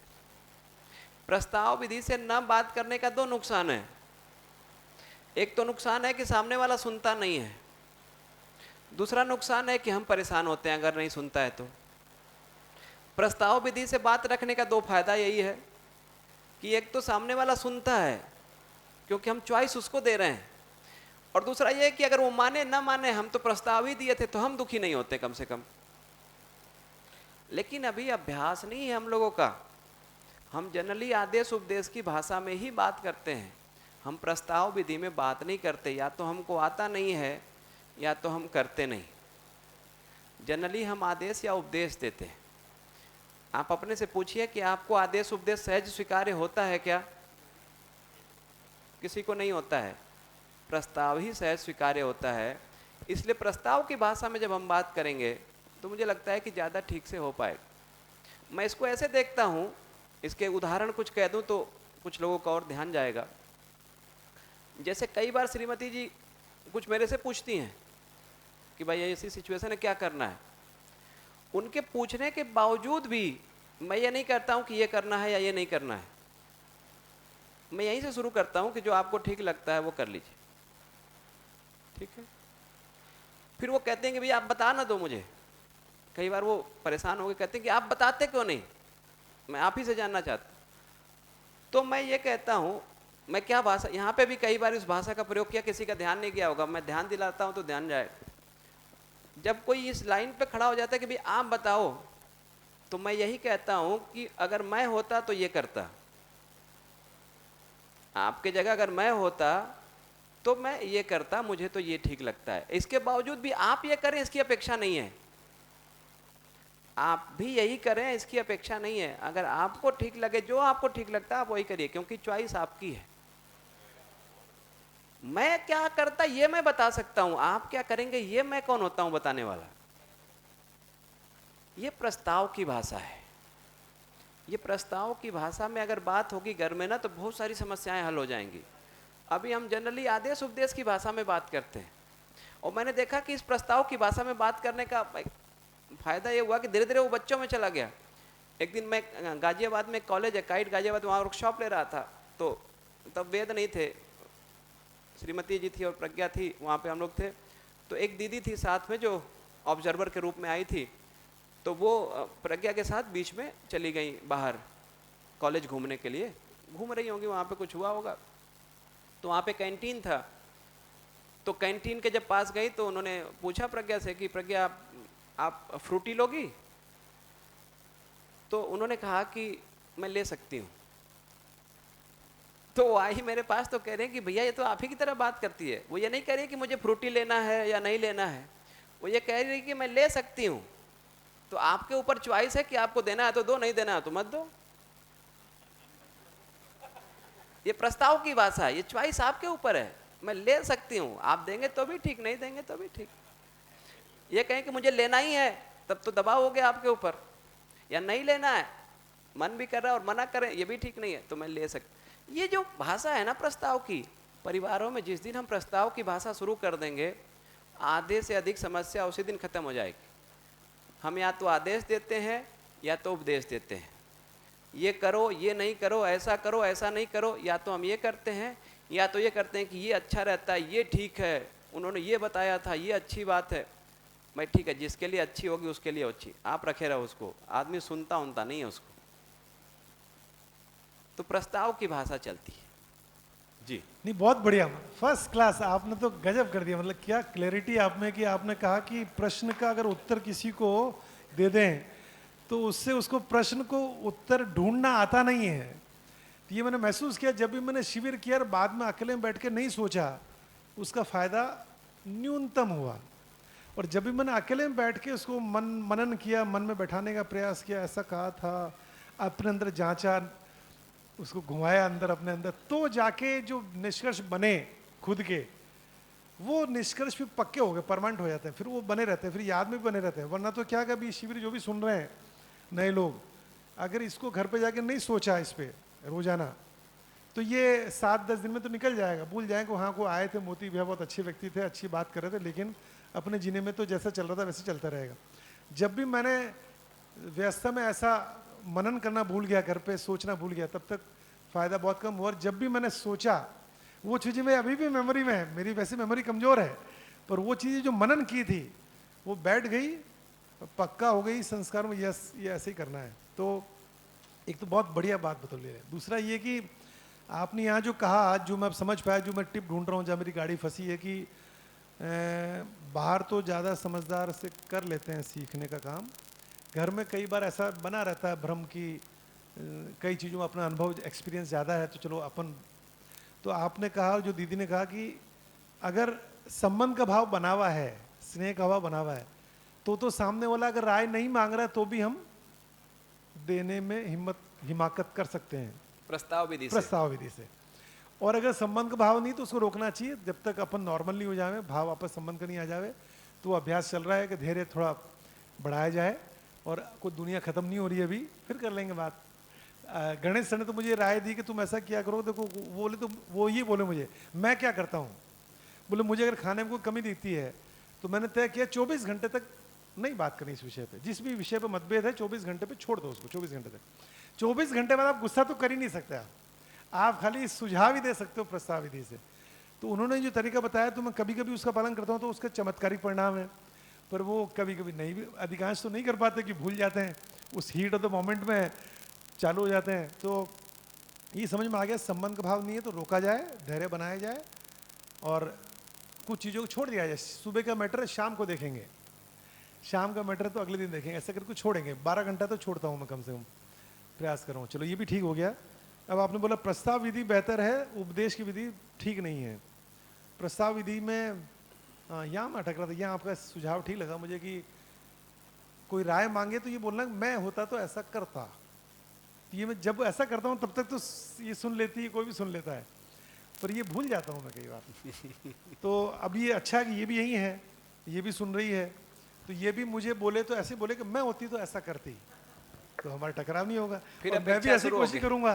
फिर अपेक्षा शुरू हो गई दूसरे से। नहीं, संबंध है तो अपेक्षा तो है ही, तो मैं भी ऐसे करूंगा कि ये कुछ बोलेगी तो मैं कहूंगा तो मैं होता तो ऐसा करता, बाकी तू देख ले। और ये भी शायद अब ऐसा करेगी तो और बेहतर हो जाएगा। एक तो और ये फिर हम एक अब चीज जो- और ध्यान आ गई, मैं उसमें जोड़ देता हूँ। कई बार संबंध में जीते हुए ना, सामने वाले के जब कुछ किसी बात को लेके जो है सामने वाला रुक जाता है या उसका मन खराब हो जाता है या उसका व्यवहार बदल जाता है, तो कई बार अपने को समझ में नहीं आता है कि मुझे करना क्या यार। मतलब मेरे साथ कई बार ऐसा हुआ कि श्रीमती जी के किसी व्यवहार पे या किसी रिएक्शन पे मुझे समझ में नहीं आया कि मुझे क्या करना है या मेरा क्या रोल है इसमें, मतलब ये परेशान क्यों है। तो मैं एकदम ही मतलब उस स्थिति में आ गया कि कुछ समझ में नहीं आ रहा है क्या करूं। तो मैं शांत हो गया, समय बीत गया, धीरे धीरे कुछ समय आगे जब बढ़ा, वापस जब मन ठीक हुआ, बातचीत होने लगी, आराम से बैठे, कुछ चर्चा हो रही है, तो मैंने पूछा कि वो 2 दिन पहले जब आपका रिएक्शन आया था तो इतना आप दुखी, परेशान, नाराज हो रही थी, मैं कुछ कर नहीं पा रहा था, तो मुझे ये समझ में नहीं आ रहा था कि करना क्या है। तो आप ये बताएं कि वैसी स्थिति में मेरे से आपको क्या अपेक्षा रहती है। उसी से पूछ लिया जाए ना भाई कि आपकी अपेक्षा रहती क्या है, कि मैं क्या कर सकता हूँ वैसी स्थिति में। तो मुझे लगता है कि जब इस तरह की कभी सिचुएशन परिवार में बन रही है कि किसी के साथ मुझे समझ में नहीं आता है कि मैं क्या करना है, तो जब सही स्थिति में हो तो उसी से पूछ लिया जाए कि भैया बताओ मुझे क्या करना है, मैं क्या करूँगा तो उस स्थिति में थोड़ा सिचुएशन ठीक होगी। तो ये भी एक प्रयोग है, ये छोटे छोटे प्रयोग हैं जो मैंने अपने उसमें किए हैं, उसको मैं कह देता हूँ। हो सकता है किसी को फायदा हो जाए, हो सकता है कि ना भी काम आए आपके, दोनों ही बात है, लेकिन हो सकता है कि किसी को आ जाए, इसी की अपेक्षा से मैं कह देता हूँ। जब वो उनका जवाब वो मेरे लिए काम आएगा, वो आपका अपनी पत्नी से पूछना पड़ेगा। तो बस ये लास्ट है ना, मैं वो मुझे समझ में आ गया कि मैं अभी जब बोलता हूँ ना कि मैं प्रस्ताव दे रहा हूँ, ये कहती है आपने नया शब्द जोड़ दिया, ये प्रस्ताव प्रस्ताव, बात तो आपकी वही जो पहले जैसे चल रही है। असल उसमें ये ऐसे तरीका बदलना पड़ेगा, मैं होता तो ये करता, इसमें आत नहीं होता सामने वाला। मैं तो मेरा तरीका बताया, तुम्हें मंजूर हो तो कर लो, नहीं मंजूर हो तो मत करो, चलो। भैया एक क्वेश्चन और था कि बहुत बार जैसे हम प्रस्ताव भाषा में ही किसी को सजेस्ट करने लग जाते हैं या गाइड करने लग जाते हैं। जैसे आपसे बहुत सारे लोग क्वेश्चन पूछने आते हैं और आप मतलब जो भी प्रस्ताव या सुझाव देते हैं, तो ऐसे हमारी लाइफ में भी बहुत बार होता है। हमारे तो बहुत सारे, जैसे मेरे साथ जो घटना हुई थी वो मैं बताऊंगी, आप प्लीज़ इसमें बताना आप होते तो क्या नहीं, करते। मैं 1 मिनट इसको रोकूंगा, क्योंकि समय जो है ना, मतलब अपनी घटनाओं के ऊपर कुछ कमेंट करने वाला जो बात है उसको हम लोग ब्रेक में भी कर सकते हैं, उससे बाकी लोगों को कोई लेना देना नहीं है। कोई जीने से जुड़ा हुआ प्रश्न है तो उसको ज़रूर हम लोग कर लें, क्योंकि अब थोड़ा समय का अभाव हो गया है, क्योंकि आज 6ठा दिन है और कल 7वां दिन है, तो कल ख़त्म होना है। परिवार में व्यवस्था की चर्चा अभी पूरी नहीं हुई है, अभी 3 भाव बचे हुए हैं। समाज की व्यवस्था की पूरी बात करनी है, प्रकृति की बात करनी है, अस्तित्व की बात करनी है, पूरी बात को समाप्त करना है, आगे की योजना कार्यक्रम पे बात करना है, तो एक समय की ज़रूरत है। तो मतलब इस तरह के जो वो हैं उनको रोक लेते हैं। मुझे लगता है कि भावों को समझने का क्रम को थोड़ा आगे बढ़ा लेते हैं। जीने से जुड़ा हुआ किसी का प्रश्न हो तो उसको नहीं रोकेंगे, अपनी स्थिति के बारे कुछ आकलन कराना है तो उसको फिर ब्रेक में अपन कर लेंगे, उसमें कोई जल्दी नहीं जी। तो कल जो हम लोग बात कर रहे थे वहाँ से वापस कनेक्ट करने का प्रयास करते हैं। तो कल हम लोगों ने ये बात किया कि ये जो 9 भाव हैं, उन 9 भावों को समझ रहे हैं। उन 9 भावों को समझने के क्रम में विश्वास से हम लोगों ने बात को शुरू किया कि दूसरे के चाहना पे विश्वास बन जाना, यही विश्वास है। मैं सुखी होकर सुखी करना चाहता हूँ, दूसरा भी सुखी होकर सुखी करना चाहता है, ये जो अपने में बनना है यही विश्वास है। ये जब बन जाता है तो हम दूसरे का सम्मान करने ही लगते हैं। लक्ष्य, कार्यक्रम, क्षमता के आधार पर दूसरा मेरे जैसा है ऐसा हम देख ही पाते हैं और उसका सम्मान कर पाते हैं। और योग्यता का आकलन करके हम एक दूसरे के लिए परस्पर पूरक हो जाते हैं। तो जिस पे हम विश्वास करते हैं उसका हम सम्मान करते ही हैं, और जिसका सम्मान करते हैं उसको हम संबंधी स्वीकार ही लेते हैं। इसी को कहा स्नेह का भाव। और जिसको हम संबंधी स्वीकार लेते हैं उसके प्रति निष्ठा और जिम्मेदारी। तो जिनको हम संबंधी स्वीकार लिए उनके प्रति मेरे में कुछ जिम्मेदारी का भाव आता है, और उस जिम्मेदारी को निर्वाह करने की निष्ठा अपने में बनती है। उन जिम्मेदारियों को पूरा करने जाते हैं तो एक शरीर के प्रति जिम्मेदारी जिसको कहा ममता, एक सेल्फ के प्रति जिम्मेदारी, स्वयं के प्रति जिम्मेदारी, मैं के प्रति जिम्मेदारी, उसको कहा वात्सल्य। ये दो जिम्मेदारियां आती हैं जिनको हम निर्वाह करने का प्रयास करते हैं। ये वात्सल्य के भाव का जब निर्वाह करने जाते हैं तो ये ध्यान जाता है कि दूसरे को समझदार जिम्मेदार बनने में मुझे कुछ सहयोग करना है, तो उसके लिए मुझे समझना जरूरी है। तो यहाँ से अपनी समझ पे ध्यान जाता है। तो क्या समझना है? तो 4 स्तर की व्यवस्था को समझना है और इसमें जीना है, यही समझ है। और फिर ये दिखता है कि यही श्रेष्ठता है, और फिर इस श्रेष्ठता की स्वीकृति मेरे में होती है। इसी को कहा श्रद्धा का भाव। तो ये श्रद्धा का भाव है। इस श्रद्धा के भाव को जब हम अपने में देख पाते हैं तो इस श्रेष्ठता के लिए हम प्रयास कर पाते हैं। उसी को कहा पूजा। तो पूजा का मतलब ये है कि श्रेष्ठता के लिए किया गया प्रयास, और ये प्रयास हर पल हर क्षण करना है। पूजा सुबह शाम दोपहर नहीं करना है, ये हर पल हर क्षण करना है। क्योंकि जो कुछ भी अब हम करेंगे वो श्रेष्ठता के लिए ही प्रयास होगा। उसके अलावा अगर हम कर रहे हैं मुझे लगता है वो ठीक नहीं। तो इतनी बात कल तक हम लोगों ने किया था। अब इसके आगे उसको मैं कनेक्ट कर देता हूँ। तो जब हम श्रेष्ठता के लिए प्रयास कर रहे होते हैं ना, तो फिर ये ध्यान जाता है कि केवल मैं ही श्रेष्ठता के लिए प्रयास नहीं कर रहा हूँ। बहुत सारे लोग हैं जिन्होंने श्रेष्ठता के लिए प्रयास किया ही है। जब तक हम वो प्रयास नहीं करते तब तक उस पर भी ध्यान नहीं जाता। जब हम वो प्रयास शुरू करते हैं तो ये ध्यान जाता है कि जिन्होंने भी श्रेष्ठता के लिए प्रयास किया है, फिर हम उनको देख पाते हैं, उनके प्रति अपने में एक भाव बनता है जिसको कहा गौरव का भाव। तो जिन्होंने भी श्रेष्ठता के लिए प्रयास किया है उनके प्रति गौरव का भाव। और फिर ये दिखता है कि बहुत सारे लोग ऐसे हैं जो इसमें लगे हुए हैं कि मैं श्रेष्ठ हो जाऊं। तो मैं श्रेष्ठ हो जाऊं इसमें जिनका सहयोग मिल रहा है उनके प्रति जो भाव है उसको कहा कृतज्ञता का भाव। तो जिन्होंने भी मेरी श्रेष्ठता के लिए प्रयास किया है उनके प्रति जो भाव है उसको कहा कृतज्ञता का भाव। तो ये गौरव और कृतज्ञता का भाव यहाँ से आता है। तो जिन्होंने भी श्रेष्ठता के लिए प्रयास किया है, तो जिन्होंने भी ये प्रयास किया है कि व्यवस्था बने इस धरती पे, व्यवस्था के अर्थ में, हार्मनी के अर्थ में प्रयास किया है, उनके प्रति अपने में गौरव का भाव आता है। और जिनके बारे ये लगता है कि मैं श्रेष्ठ हो जाऊं, मैं भी कुछ सही जी पाऊं, उस अर्थ में जो मेरा सहयोग कर रहा है उसके प्रति कृतज्ञता का भाव। तो अभी गौरव किस पे करेंगे और कृतज्ञता का भाव किस पे होगा, उसको भी धीरे धीरे अपने में देखने की बात है। तो गौरव हम किसी पे नहीं करेंगे, उस पे करेंगे जिन्होंने श्रेष्ठता के अर्थ में कुछ प्रयास किया है। तो उस श्रेष्ठता के अर्थ में प्रयास करता हुआ जो भी व्यक्ति मुझे दिखता है या उसके बारे पता चलता है, तो उनके लिए जो अपने में भाव बनता है वही गौरव का भाव है, वही ग्लोरी है। तो वो भाव अपने में बनता ही है। और जिन्होंने भी मेरी श्रेष्ठता के लिए प्रयास किया है उनके प्रति भाव।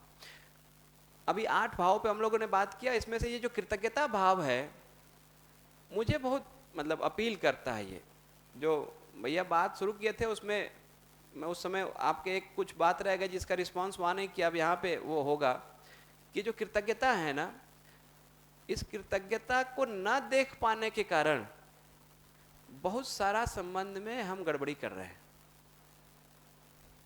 एक कृतज्ञता बहुत महत्वपूर्ण मुझे लगता है इस अर्थ में, खास करके मैं इसको ऐसे देखता हूँ कि जो छोटा बच्चा, जैसे छोटा बच्चा हमारे घरों में है ना, आप देखेंगे वो छोटा बच्चा विश्वास सम्मान से ही शुरू करता है। उसमें आपको विश्वास सम्मान को इनकलकेट करने के लिए कुछ करना है, मुझे ऐसा नहीं दिखता। वो विश्वास से ही शुरू करता है, सम्मान करता है वो। उसमें मुझे लगता है कि जो प्रयास पूर्वक उसमें डेवलप करना है जो भाव, वो ये कृतज्ञता का ही भाव, इसको हम डेवलप करें। पहला जो काम है बच्चों में डेवलप करने का वो कृतज्ञता का भाव। उसको ये दिख पाए कि उसके लिए बहुत सारे लोग कुछ सहयोग कर रहे हैं। अभी जनरली होता क्या है कि ये बच्चा को ये सेंस नहीं होता है कि उसके लिए बहुत सारे लोग सहयोगी हैं, उसको नहीं मानता वो, और उसको लगता है कि सब चीजें जो हैं पैसे से चल रही हैं। वो एक मेरे मित्र एक दिन कहने लगे, जब इस पे मैं कृतज्ञता पे बात कर रहा था, तो उन्होंने कहा कि भैया एक दिन तो मेरी बेटी कहने लगी मेरे से कि पापा मैं दादाजी के साथ टहलने नहीं जाऊंगी। तो उन्होंने कहा क्या हो गया? तो बोले इनको कुछ पता नहीं, जिसको देखो उसी को राम राम करते रहते हैं। पश्चिमी उत्तर प्रदेश के हैं, वहाँ पे हरियाणा और पश्चिमी उत्तर प्रदेश में राम राम करते हैं, कोई भी मिलता है तो उसको। तो ये तो पेपर वाले को भी राम राम कर रहे थे। आप देखिए उस बच्चे को क्या सेंस आता है कि भाई पेपर वाले को क्यों राम राम कर रहे हैं, पेपर वाले को क्यों सम्मान कर रहे हैं? क्योंकि उस बच्चे को ये बात ही नहीं समझ में आती है कि जो न्यूज़पेपर हमारे घर में देके जा रहा है वो हमारे जीने को आसान बना रहा है। ये जो हमारे घर में दूध पहुंचा रहा है वो हमारे जीने को आसान बना रहा है। ये जो सब्जी ला के दे रहा है वो हमारे जीने को आसान कर रहा है। हमको सही समझने सही जीने में किसी रूप में सहयोग कर रहा है वो। इस कृतज्ञता को मैं देखता हूं, ये कृतज्ञता इतना फैलता है ना कि ये सोचना कि मैं किसके प्रति कृतज्ञ ना हूं ये बड़ा मुश्किल हो जाएगा आपको। हर व्यक्ति किसी ना किसी रूप में आपको सहयोग कर ही रहा है। हमको लगता है चीजें पैसे से चलती हैं। वो कोरोना में लोगों में को समझ में आया कि पैसे से नहीं चलता है, रखा रह गया पैसा। पैसे से नहीं चलता है भाई, पैसा माध्यम जरूर है। ये कोई सब्जी उगा रहा है तब हमारे घर में सब्जी आ रही है, वहां से लाने में भी कई सारे लोग लग रहे हैं तब हम सब्जी खा रहे हैं। वो सब्जी खाते हुए हमको कृतज्ञता नहीं ध्यान में आती है उनके प्रति। ये अनाज हम खा रहे हैं, उस अनाज को खाते हुए उनके प्रति हमको कृतज्ञता नहीं समझ में आती। या जो भी चीज हम प्रयोग कर रहे हैं, एक भोजन की ही अगर आप बात करें, मैं सोचता हूं कि इस मानव परंपरा जब शुरू हुई, मानव जाति ने जब धरती पे शुरुआत हुई होगी, तब तो गेहूं चावल मक्का बाजरा ये नहीं रहा होगा ना,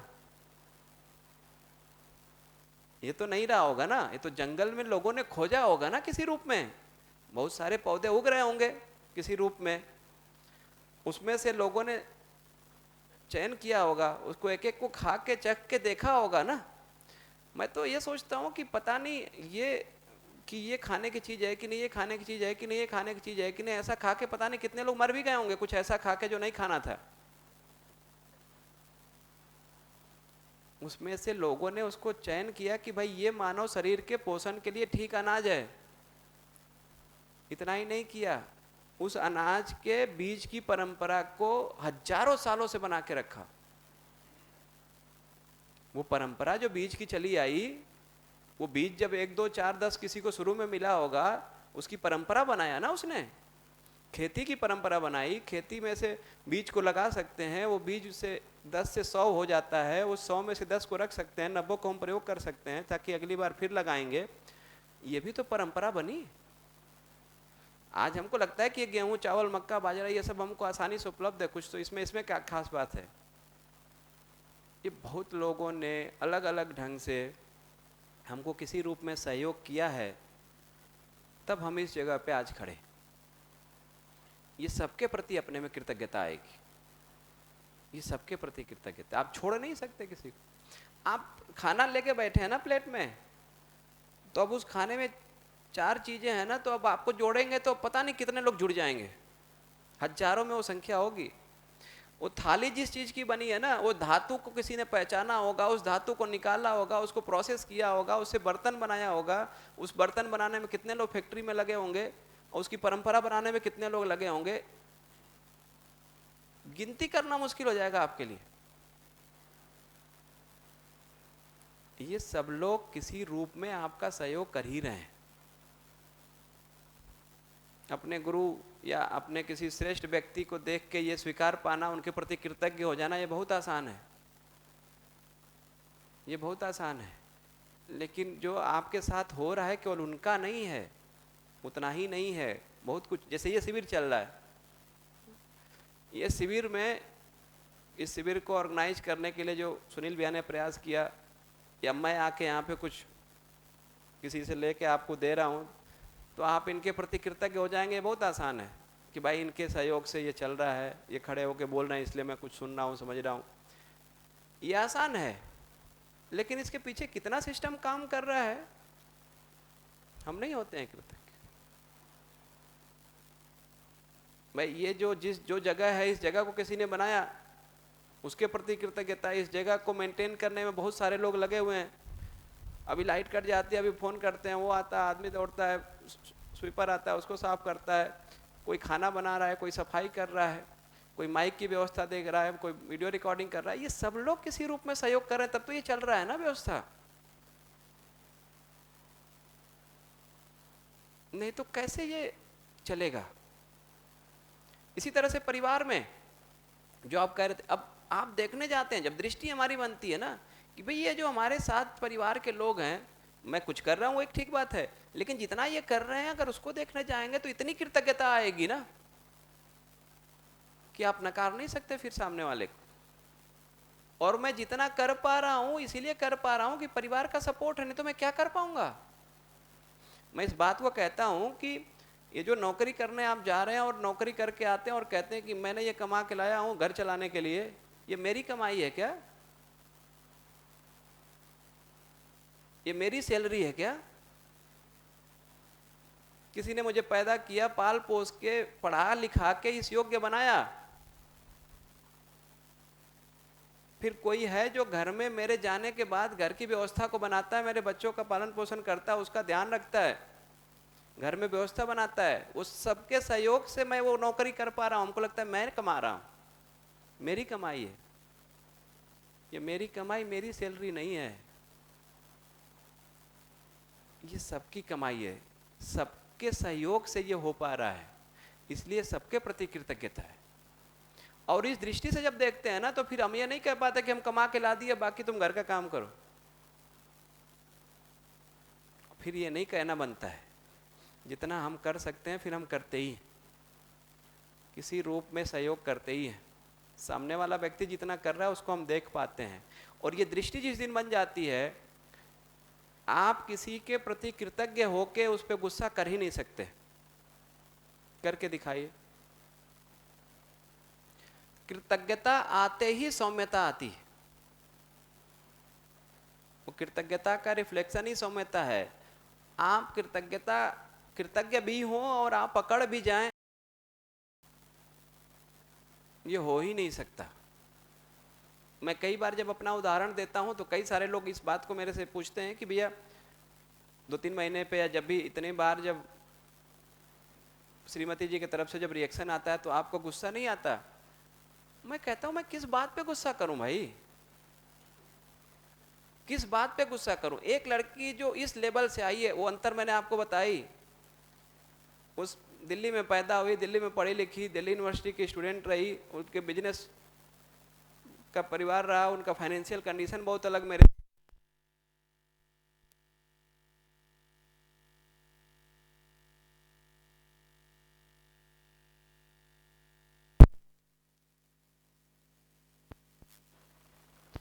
मैं जो हो एक गांव से पढ़ा लिखा, सामान्य से परिवार का, फाइनेंशियल कंडीशन भी बहुत अलग।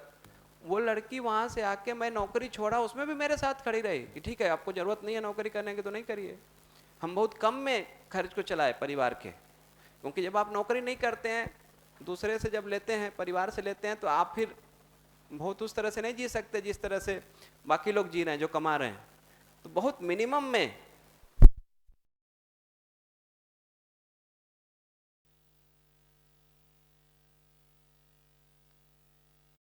किसी के प्रति इस तरह से आप देख पाते हैं, इतनी कृतज्ञता आएगी तो किस बात पे? इस बात पे कि 2-4 महीने में 2-4-10 मिनट या 2-4 घंटे के लिए कोई व्यक्ति अगर हमारे से नाराज हो रहा है तो हम भी उस पर नाराज हो जाएं, ये समझ में नहीं आता है। क्योंकि इतनी कृतज्ञता तो दिखती है ना कि एक व्यक्ति इतना तो मेरा सहयोग कर रहा है पूरी तरह से कि जो आपको करना है करिए, कोई बात नहीं। आपको लगता है कि आपके समझने और जीने के लिए महत्वपूर्ण काम है तो आप उसको करिए। आप नहीं भी कमाएंगे, जितना मिनिमम में भी हमको चलाना होगा घर चला लेंगे। जब ये कृतज्ञता आप में किसी के प्रति होगी ना, तो आप उसके कोई खराब व्यवहार को भी आप नहीं अकड़ेंगे। फिर वो कृतज्ञता दिखेगी, उस कृतज्ञता के नाते अपने में वो सौम्यता बनी रहेगी, वो सामने वाले के गलत व्यवहार करने पर भी। लेकिन अगर वो कृतज्ञता नहीं दिखती है अपने में तो फिर वो सौम्यता नहीं आती है। अगर ये कृतज्ञता को भी घर में देखने का एक अभ्यास किया जाए, बच्चों को अपने में आपस में भी, कि भाई कौन परिवार में कैसे किस तरह से लोग अलग अलग लोग किस तरह से हमारा सहयोग कर रहे हैं, ये देख तो पाए, हमारी दृष्टि तो बने। अभी हमारी दृष्टि नहीं बनती है, अभी हमको लगता है कि सब चल तो रहा है। आज धीरे धीरे यह स्थिति आ गई है। स्कूल कॉलेज में, इंजीनियरिंग कॉलेज में वर्कशॉप लेते हुए मुझे टीचर्स ने बताया कि आज के दिन ये स्थिति आ गई है कि अब स्टूडेंट ये कहने लगे हैं कि भाई मैं फी देता हूं तो आपको सैलरी मिलती है, इसलिए अब आप ज्यादा बात ना करें। कहां गई वो कृतज्ञता? वो कृतज्ञता नहीं होगी ना तो परंपरा बनेगी नहीं, चीजें चलेंगी नहीं। वो भाव होना जरूरी है। माँ बाप बच्चों से कहते हैं कि देखो मैंने तुमको पढ़ाया लिखाया, पाला पोसा, इतना बड़ा किया। आजकल के बच्चे क्या तर्क देते हैं पता है? वो कहते हैं कि आपने मुझे पैदा किया, पढ़ाया लिखाया, नौकरी करने योग्य बनाया, क्योंकि आपने मुझे पैदा किया और मैं अपने बच्चों के लिए कर तो रहा हूँ, हिसाब बराबर तो हो गया, अब क्या जान दें आपके लिए? भाई आपने मेरे लिए किया, मैं अपने बच्चे के लिए कर रहा हूँ, हिसाब बराबर। ये तर्क है, क्योंकि इस कृतज्ञता के भाव का अभाव हो गया है। ये कृतज्ञता का अभाव हो गया है। वो कृतज्ञता का भाव जब मेरे में होगा ना, तो फिर दिखेगा कि बहुत सारे लोग बहुत तरह से बहुत कुछ मेरे लिए कर ही रहे हैं। मैं अगर कुछ कर पा रहा हूं ना, तो मुझे लगता है कि मेरा बहुत थोड़ा रोल है उसमें। मैं कल भी इस बात को कह रहा था, मैं यहाँ खड़े होकर कह रहा हूँ, आपको लगता होगा कि मैं बहुत बड़ा कोई काम कर रहा हूँ ना, मुझे बहुत छोटा ये लगता है, क्योंकि मेरा इसमें ज़्यादा कुछ है ही नहीं। ऐसे माता पिता मिले, ऐसा परिवार मिला, इस तरह का संस्कार मिला, पिताजी ने मुझे इतना फ्री किया, पत्नी ऐसी मिल गई, हमको गुरु शिक्षक ऐसे मिल गए, वो सब उनका दिया हुआ। मेरे पास वो अपना कुछ दिखता ही नहीं है। मुझे तो नहीं लगता कि मैंने कुछ करने के लिए कोई स्ट्रगल किया। मेरे लिए तो सब चीज़ें सहज उपलब्ध रही हैं, सब दिया है लोगों ने। मैंने कुछ अपने से प्रयास करके पाया है, मुझे एक बार भी ऐसा महसूस नहीं होता। वो कृतज्ञता जब होती है ना, तब जब हम भाव से भरते हैं, जो अपने में सौम्यता आती है, वो एक तरह की है। वो कृतज्ञता हमको नहीं दिखती है तो लगता है कि हम ही तो सब कर रहे हैं। हर व्यक्ति को ये भ्रम है कि वही घर चला रहा है, जबकि बाकी घर वालों से पूछे ना तो यही कहेगा कि अगर ये ना हो तो बस सब ठीक चलेगा सब।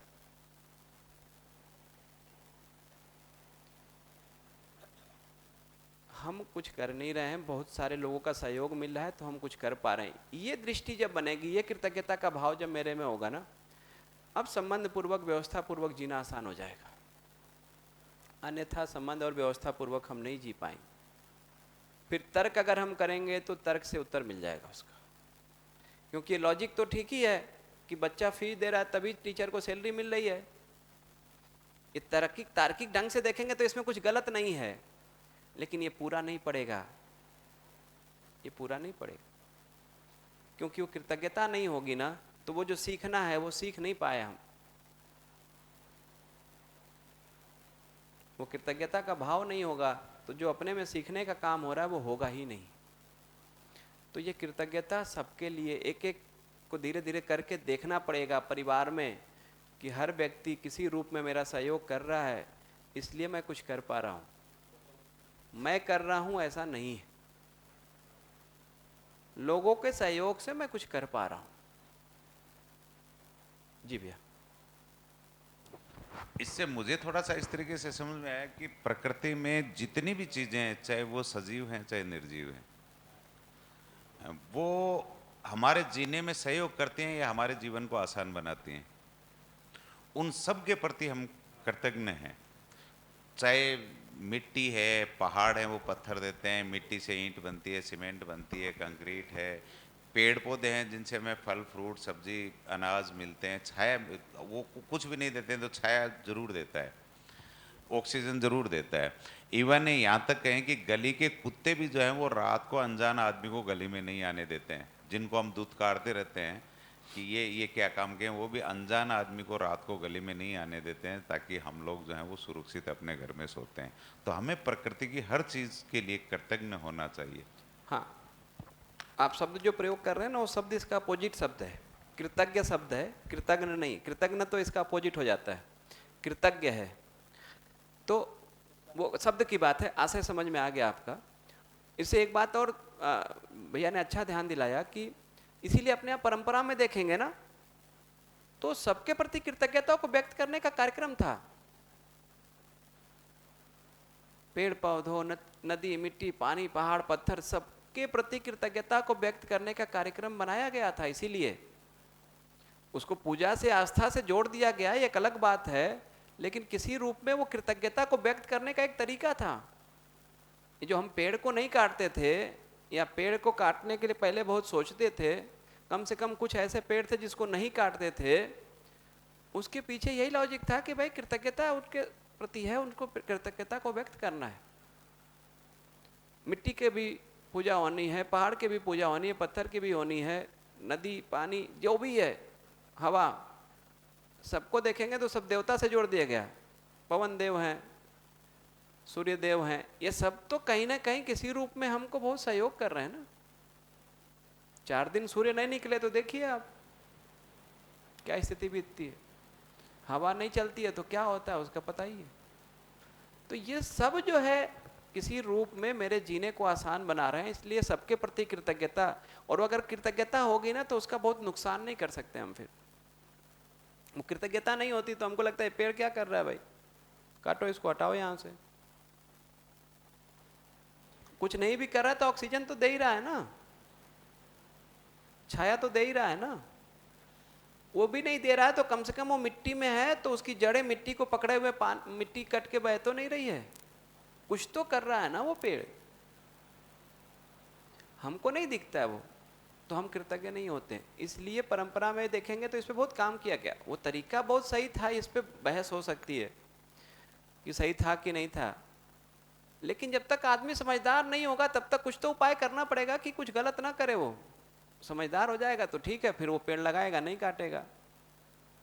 लेकिन समझदार नहीं हुआ है तब तक तो कुछ ऐसा ही बनाना पड़ता है व्यवस्था। तो हर इकाई के प्रति कृतज्ञता धीरे धीरे अपने को दिखेगी। भैया ये जो जैसे विश्वास जो है वो आधार मूल्य है, लेकिन क्या ऐसा भी हो सकता है जैसे कृतज्ञता को देखना ज़्यादा आसान है बजाय इसके कि विश्वास और सम्मान वाले भाव पे जाया जाए? तो ये भी किया जा सकता है कि हम कृतज्ञता वाला भाव अगर हमारे अंदर सुनिश्चित हो जाए तो हम फिर विश्वास और सम्मान जो है वो स्वतः ही उस व्यक्ति के लिए या उसके लिए, क्योंकि ये कंपैरेटिवली मुझे इजी लगता है कि मुझे किन लोगों का सहयोग प्राप्त हुआ है या किन लोगों के योगदान से मेरा जीवन जो है वो बेहतर चल रहा है। तो बजाय इसके कि मैं विश्वास और सम्मान के थ्रू मैं आगे जाऊं, मुझे लगता है कि इसके थ्रू मैं विश्वास और सम्मान वाला ज़्यादा मुझे इजी लगता है उसको समझ पाना। बिल्कुल कर सकते हैं, इसमें कोई समस्या नहीं है। कोई भी किसी भी एक भाव को आप पकड़ेंगे किसी भी, फिर आप पूरे तक पहुंच जाएंगे। तो कहीं से भी शुरू कर लें लेकिन आप फाइनली पहुंच जाएंगे हर जगह पे। तो ये कृतज्ञता में ये आसान लगता है इस बात को देख पाना कि लोग मेरे जीने में सहयोग तो कर ही रहे हैं, किसी न किसी रूप में तो कर ही रहे हैं। कोई कम कर रहा होगा, कोई ज़्यादा, कोई प्रत्यक्ष रूप से करता है, कोई परोक्ष रूप से करता है। प्रत्यक्ष वाले पे तो थोड़ा बहुत ध्यान रहता ही है, परोक्ष वाले पे हमारा ध्यान नहीं जाता है। उसमें भी जो समस्या आज के दिन है वो ये है कि अभी हम जो मेरे लिए किया जा रहा है उसके प्रति कृतज्ञ होते हैं, या जितना नहीं कर पाता है दूसरा मेरे लिए उसकी शिकायत करते रहते हैं। अभी जितना वो नहीं कर पाता उसकी शिकायत करते रहते हैं, ये ज़्यादा दिखता है। वो कृतज्ञता अपने में होगी तो दिखेगा कि भाई सामने वाले की जितनी समझ और स्थिति है उतना तो वो कर ही पा रहा है। मेरी अपेक्षा के अनुसार हो सकता है कि वो कम हो, लेकिन जितनी उसकी स्थिति है वो कर ही पा रहा है। धीरे धीरे उसकी स्थिति ठीक होगी तो और करेगा, नहीं भी करेगा तो मैं क्या करूं? मैं तो जितना कर रहा उसके प्रति कृतज्ञ पहले हूं, फिर जितनी अपेक्षा उसको बताऊंगा हो सकता है कि उसकी समझ बढ़ जाएगी तो सहयोग करेगा। तो अभी जनरली हम कृतज्ञ कम होते हैं, हम दूसरों से शिकायत ज़्यादा करते रहते हैं। जितना वो नहीं कर पाता है उसकी शिकायत ज़्यादा है। धीरे धीरे अपने में ध्यान जाए, ये कृतज्ञता के भाव से हम भर जाएं, तो फिर अंदर की अकड़ खत्म होती है, हम फिर सौम्य हो जाते हैं, फिर हम गुस्सा नहीं कर सकते, हम चीख नहीं सकते, हम चिल्ला नहीं सकते, हम सौम्य रहते हैं, हमारे में सौम्यता आती है। जी ये बहुत बढ़िया आपने ऐसा, जिससे चूंकि मानव मानव संबंध में जब निर्वाह करने जाते हैं, व्यवहार करने जाते हैं, तो पहले विश्वास ही होता है कि सारे संबंधों का आधार ही विश्वास है, और इसलिए वहाँ शुरुआत विश्वास से की गई है ना। लेकिन जीना खाली मानव के साथ नहीं होता है, हमको प्रकृति की बाकी अवस्थाओं के साथ भी जीना है, जानवर के साथ, पेड़ पौधे, पानी और मिट्टी। तो इसलिए, और आपने बढ़िया ध्यान दिलाया कि बच्चा बिना स्कूल जाए भी सब पे विश्वास करता है, तो वो शुरू विश्वास से करता है, वो बाई डिफ़ॉल्ट सेटिंग है। वो जन्म होगा, बड़ा होगा तो विश्वास तो सब पे करेगा, वो बाद में माहौल से धीमे धीमे धीमे उसको घिस घिस के हम ऐसा कर देते, तो किसी पे विश्वास नहीं करता फिर, है ना। तो लेकिन ये जो कृतज्ञता है सभी के प्रति, चारों अवस्थाओं के प्रति, पूरा अस्तित्व के प्रति, ये शिक्षा से देनी होती है। जो शिक्षा नहीं दे पा रही है तो शिक्षा बढ़ रही, कृतज्ञता घट ही रही है ना। अब ऐसे में माता पिता की जिम्मेदारी बन गई भी, माता पिता सबसे पहले शिक्षक है तो वो करें, उनमें आएगा तो वो दे देंगे। तो बहुत बढ़िया, मतलब कृतज्ञता वास्तव में मैंने भी कभी इतना ध्यान नहीं दिया था, मतलब जीनु दी में आने के बाद ध्यान गया, गजब का मूल्य है ये तो। और ये हमारा ध्यान ही नहीं गया कि हमारे सुबह से शाम के जीवन में अगर जो कुछ चीज़ें हमारे पास हैं या उपयोग में ले रहे हैं, उसको बनाने, उसको शोध करके ढूंढने में, करने में, यहाँ तक लाने में जो अब तक आके चले गए मानव, उनका भी रोल है। तो उनके प्रति भी कृतज्ञता है, सबके प्रति कृतज्ञता है। मुझे तो अभी थोड़े दिन पहले वो खेती करते ध्यान है, जो खरपतवार जिसको हम बेकार की मानते हैं, वो खरपतवार बहुत ज़रूरी है। प्रकृति की व्यवस्था है कि जो माइक्रोब हैं, जीवाणु हैं, वो धूप से बच पाएँ, उसके लिए वो कहीं भी ज़मीन नंगी नहीं रहती है, पानी नहीं है तो वहाँ पे खरपतवार आ जाएगी, या तो पानी का तालाब, नदी कुछ है, या फिर नंगी ज़मीन कहीं नहीं मिलेगी। तो ऐसे में ये हम उस खरपतवार को खराब मानते हैं, उसकी भूमिका है। तो इसलिए ये मूल्य शिक्षा को सिखाना है, और इसलिए शिक्षा में सबसे पहले ये आएगा, ऐसा है मानव मानव संबंध में पहले विश्वास से शुरू करेंगे। घर में जो बच्चे को मतलब बच्चे को हम कुछ तो करेंगे ना, शिक्षा संस्कार जब शुरू कर रहे हैं तो मुझे लगता है कि बच्चे को इस बात पे बहुत फोकस कराना है कि भाई देखो ये सामान आया, ये कैसे आया, कहाँ से आया। बहुत सारे लोग, ये अंकल दूध लेके आ रहे हैं, देखो ये दूध लेके आ रहे हैं, तब तो हम दूध पी रहे हैं। अब उसको लगता है कि पैसे से आ रहा है, तो वो दूध लेके आ रहा है, उसके प्रति वो कृतज्ञ नहीं होता है। हमको लगता है कि पैसा दे रहे हैं पापा इसलिए वो मिल रहा है। उसको ये ध्यान दिलाना कि ये पैसे से नहीं होता भाई। ये बताओ, गाय पाले होंगे, उसकी सेवा करते होंगे, वहाँ से दूध निकालते होंगे, फिर आपके घर तक लेके आते हैं, तब होता है ये आपको मिलता है दूध। तो इनके प्रति कृतज्ञ होना है, ये सब्जी वाले के प्रति कृतज्ञ होना है, ये पेपर वाले के प्रति कृतज्ञ होना है। ऐसे उसको धीरे धीरे धीरे धीरे हम ध्यान दिलाते हैं, तो वो कृतज्ञता उसके में डेवलप होती है, और सबके प्रति उसके में एक कृतज्ञता का भाव आता है, सबके प्रति उसके में फिर सम्मान का भाव आता है।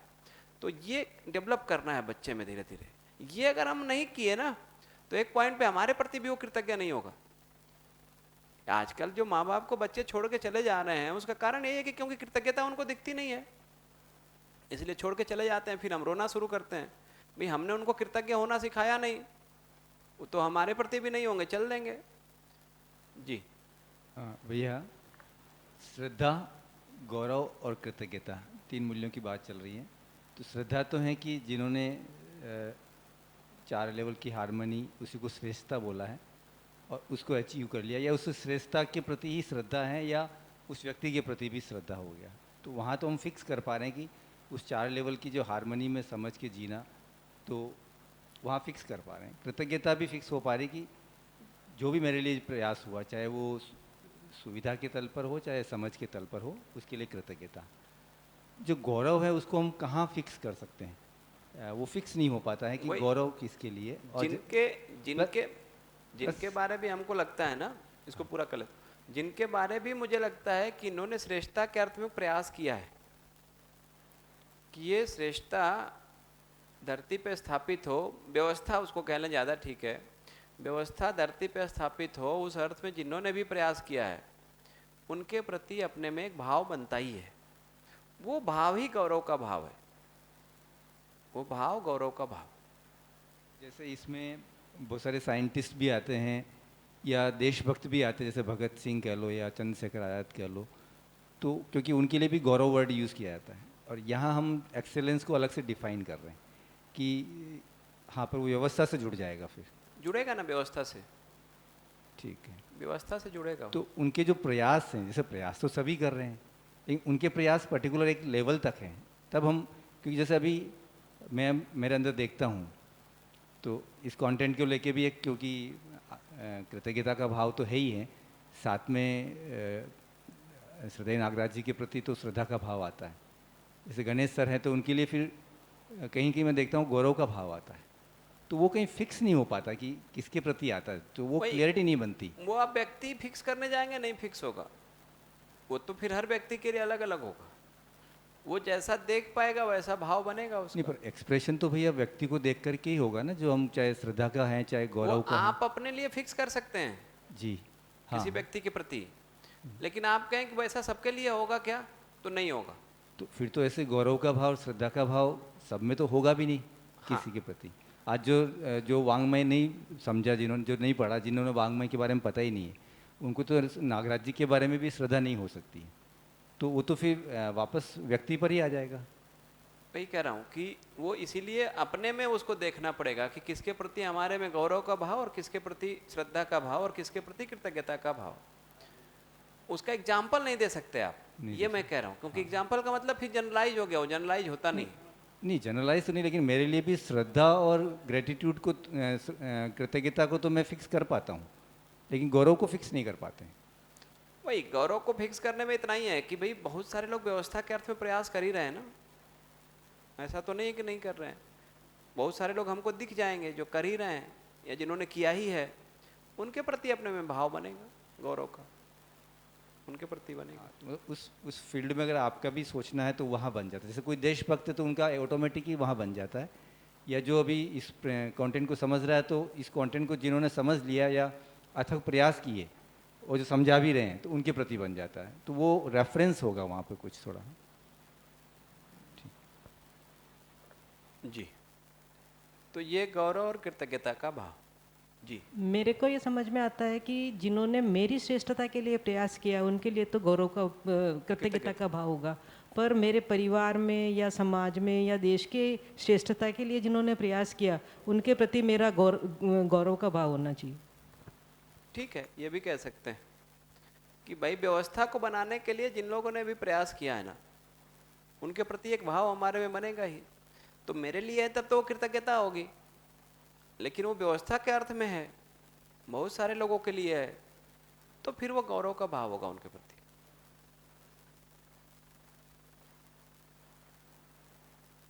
ठीक है, तो ये गौरव और कृतज्ञता का भाव। नमस्ते भैया। जी, तो आपने मतलब कल बताया था, इसमें दोनों डेफिनेशन बता रहे हैं कि जिन्होंने मेरे लिए श्रेष्ठता के लिए प्रयास किया उनके प्रति जो भाव है वो कृतज्ञता है। तो कृतज्ञता तो आराम से समझ पा रहे हैं, और इसमें मतलब ये जो अभी इन्होंने बोला कि गौरव जो है जिन्होंने श्रेष्ठता के लिए प्रयास किया उनके प्रति भाव, तो ये गौरव कैसे मानेंगे हम? नहीं मानना तो है ही नहीं। जिनके लिए जिनके बारे में हमको लगता है कि इन्होंने श्रेष्ठता के लिए व्यवस्था के अर्थ में कुछ प्रयास किया है, तो उनके प्रति मेरे में कुछ भाव तो बनता है ना, वो भाव ही गौरव है, उसी को गौरव का भाव कह रहे हैं। और कल तो इसको पूजा का नाम दिया था, मतलब नहीं, वो तो मैं जब श्रेष्ठता के लिए प्रयास करूंगा तो वो पूजा है। मैं करूंगा तब, मैं जब श्रेष्ठता के लिए प्रयास कर रहा हूं तो मैं क्या कर रहा हूं, तो मैं पूजा कर रहा हूं। बाकी लोग श्रेष्ठता के लिए जिन्होंने भी श्रेष्ठता के लिए प्रयास किया कि व्यवस्था धरती पे बन जाए, उनके प्रति जो अपने में भाव आएगा वो गौरव का भाव है।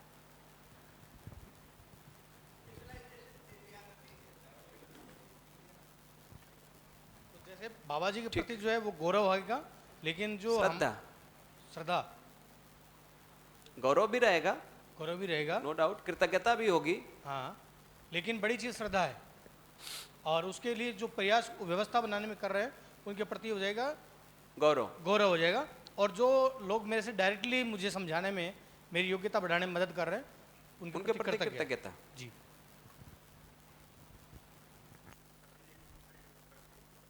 वो ऐसा कैटेगराइज नहीं कर सकते आपकी यही भाव होगा। जैसे बहुत सारे लोग ऐसे हैं जिनके प्रति गौरव का भी भाव होगा, कृतज्ञता का भी, दोनों ही होगा मेरे में। तो वो बहुत कैटेगराइज करके अलग अलग ही करेंगे, उसको जरूरी नहीं है। ठीक है, तो ये 8 भाव पे हम लोगों ने बात किया। अब एक भाव बचा हुआ है, प्रेम का भाव। अगर आप लोग की अनुमति हो तो उस पर बात करें या फिर ब्रेक करें।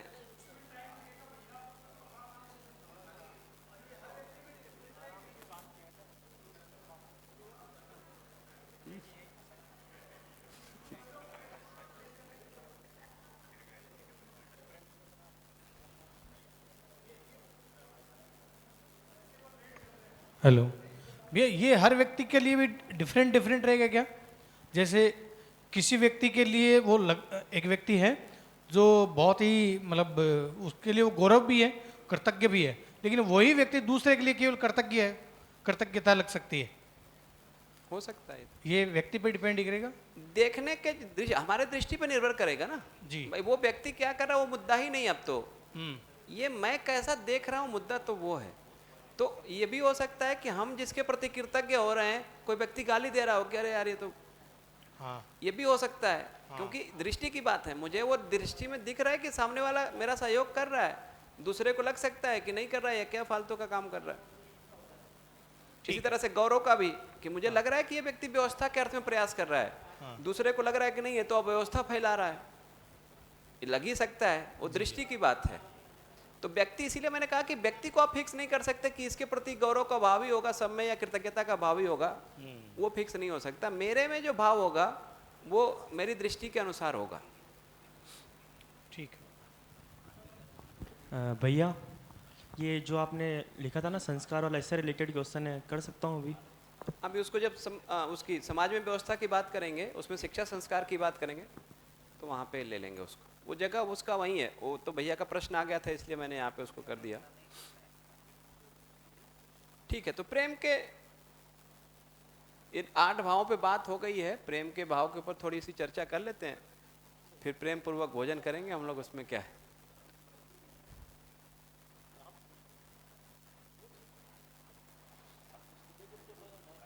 तो इसको थोड़ा अपने में जांच के देखें कि आपकी सहज क्या है।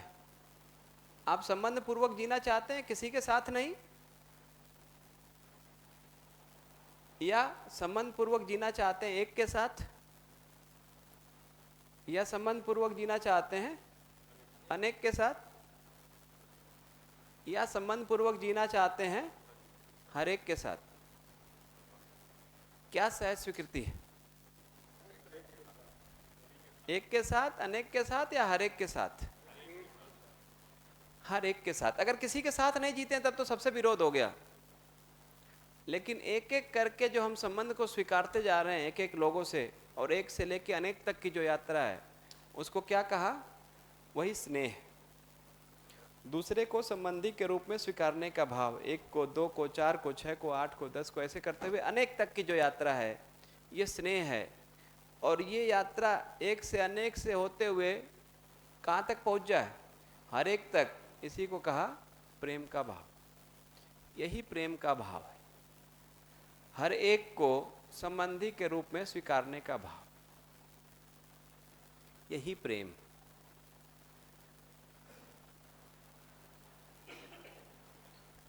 यही प्रेम का भाव।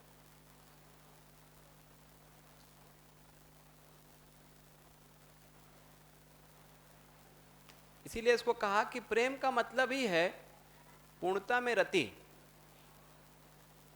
अर्थात पूर्णता में रत होना। हर एक के साथ संबंध में जो निहित रस है, जो भाव है, उसकी अनुभूति कर पाना ही प्रेम है। हर एक के साथ।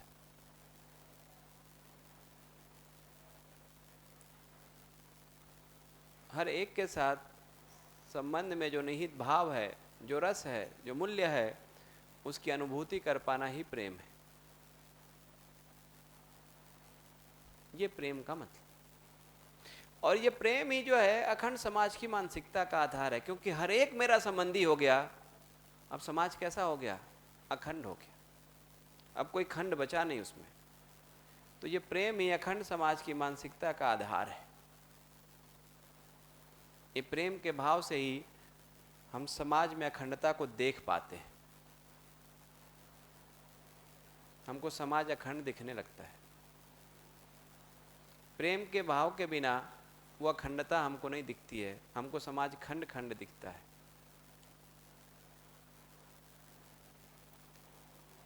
तो एक एक को जो हम संबंधी स्वीकारना शुरू किए, तो शुरुआत एक एक व्यक्ति को संबंधी के रूप में स्वीकारने से होगी, जिसको हमने कहा स्नेह का भाव, अफेक्शन। वहां से शुरू करके धीरे धीरे हर मानव के साथ संबंध को हम देख पाते हैं, और फिर ये दिखता है कि मानव ही नहीं, इस प्रकृति की हर एक इकाई से, इस अस्तित्व की हर एक इकाई से मेरा संबंध है। इस बात को देख पाना प्रेम है। इतना व्यापक मतलब है प्रेम का कि इस अस्तित्व की हर एक इकाई से मेरा संबंध है।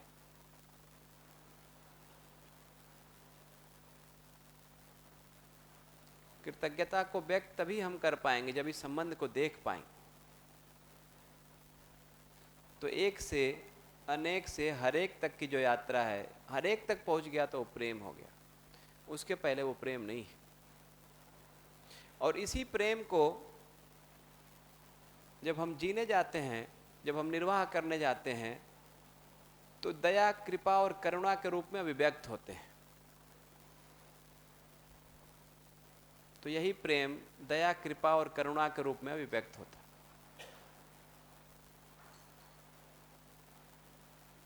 तो परस्परता में जब इस प्रेम के भाव के साथ जीने जाते हैं, तो दया, कृपा और करुणा ये अभिव्यक्ति में दिखता है।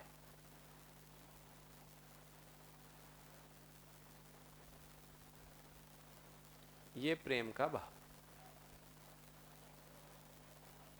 ये प्रेम के भाव के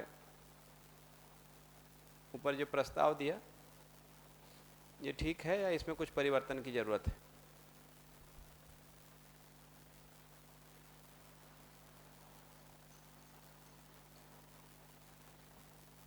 क्या लगता है?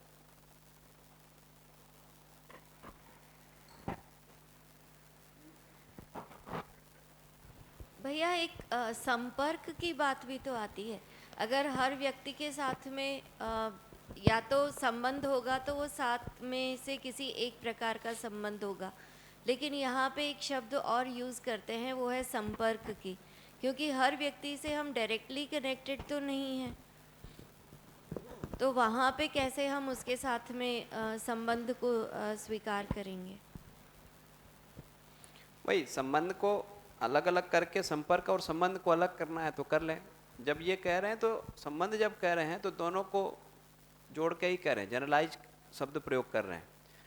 संबंध और संपर्क को अलग अलग करके फिर नहीं बोल रहे हैं। संबंध जब बोल रहे हैं तो जनरलाइज है ये। तो फिर वो उन 7 प्रकार के जो संबंध हैं उनमें से एक ही नहीं, तब उसकी नहीं, संपर्क भी उसमें जुड़ा हुआ है। फिर 7 प्रकार का जो संबंध कह रहे हैं वो भी, और उसमें संपर्क जुड़ के संबंध कह रहे हैं जी। यहाँ पे जब संबंध शब्द कह रहे हैं कि सबके साथ जो होगा ना, हाँ, तो वो संपर्क वाला भी उसमें इंक्लूडेड ही है। अगर फिर अब उसको संबंध और संपर्क को अलग करने जाते हैं तो फिर अलग अलग उस पर बात होगी। ये ऐसा ही है जैसे आप संस्कार कहते हैं ना जी, तो जनरलाइज शब्द है संस्कार, लेकिन आप कहें कि भाई एक कुसंस्कार होता है, एक सुसंस्कार होता है, अब उसको अलग अलग करके कहना है तो अलग अलग भी कह सकते हैं, लेकिन जब जनरलाइज बात करते हैं तो संस्कार कह रहे हैं। तो इसी तरह से संबंध जब कह रहे हैं तो संबंध जनरलाइज शब्द है, वो संबंध वाले 7 संबंध और संपर्क को अलग अलग करके नहीं कह रहे हैं, दोनों को जोड़ के कह रहे हैं। फिर अगर हम संपर्क की बात कर रहे हैं तो उसमें फिर हम मूल्यों को कैसे निर्धारित करेंगे और उसका निर्वाह कैसे होगा? प्रेम का भाव तो ये धरती के 800 करोड़ लोगों के लिए हो सकता है, संबंध का भाव तो सबके लिए हो सकता है। इसका ये बिल्कुल मतलब नहीं है कि हम 800 करोड़ लोगों से पकड़ के निर्वाह करेंगे कि भाई आप मेरे संबंधी हैं, आप भी मेरे संबंधी, आप भी मेरे संबंधी, ऐसा तो करेंगे नहीं। भाव रूप में रहेगा जी। जो परस्परता में होगा उसके साथ निर्वाह करेंगे, जो परस्परता में नहीं होगा उसके लिए भाव बना रहेगा। लेकिन भाव रूप में तो हम प्रत्येक व्यक्ति के साथ में ऐसा बना रहेगा। कर ही सकते। जी भैया, धन्यवाद। तो बना रहेगा। भैया इसका आधार क्या रहेगा? जैसे प्रेम मूल्य का, जैसे अध्यात्म में ईश्वर की अंश जीव बोलते हैं, ईश्वर अंश जीव अविनाशी, ईश्वर से सब लोग निकले इसलिए मेरे संबंधी है। और कुछ लोग कहते हैं कि भी प्रकृति से एक बीज से सब जो है पैदा हुए हैं, उस रूप में मेरे संबंधी है। यहाँ संबंधी होने का आधार क्या है? सह-अस्तित्व। सह अस्तित्व है।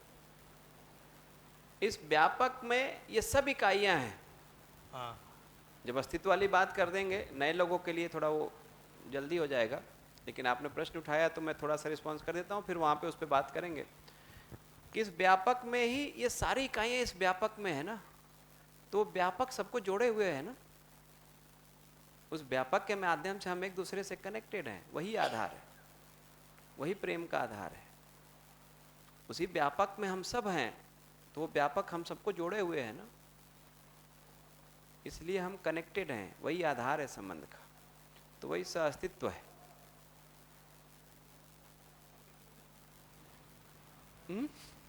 उसमें फिर भैया? इंडिविजुअलिज्म नहीं आ जाएगा, उसमें व्यक्तिवाद नहीं है कि सभी हैं लेकिन सबका अपना अपना रोल है।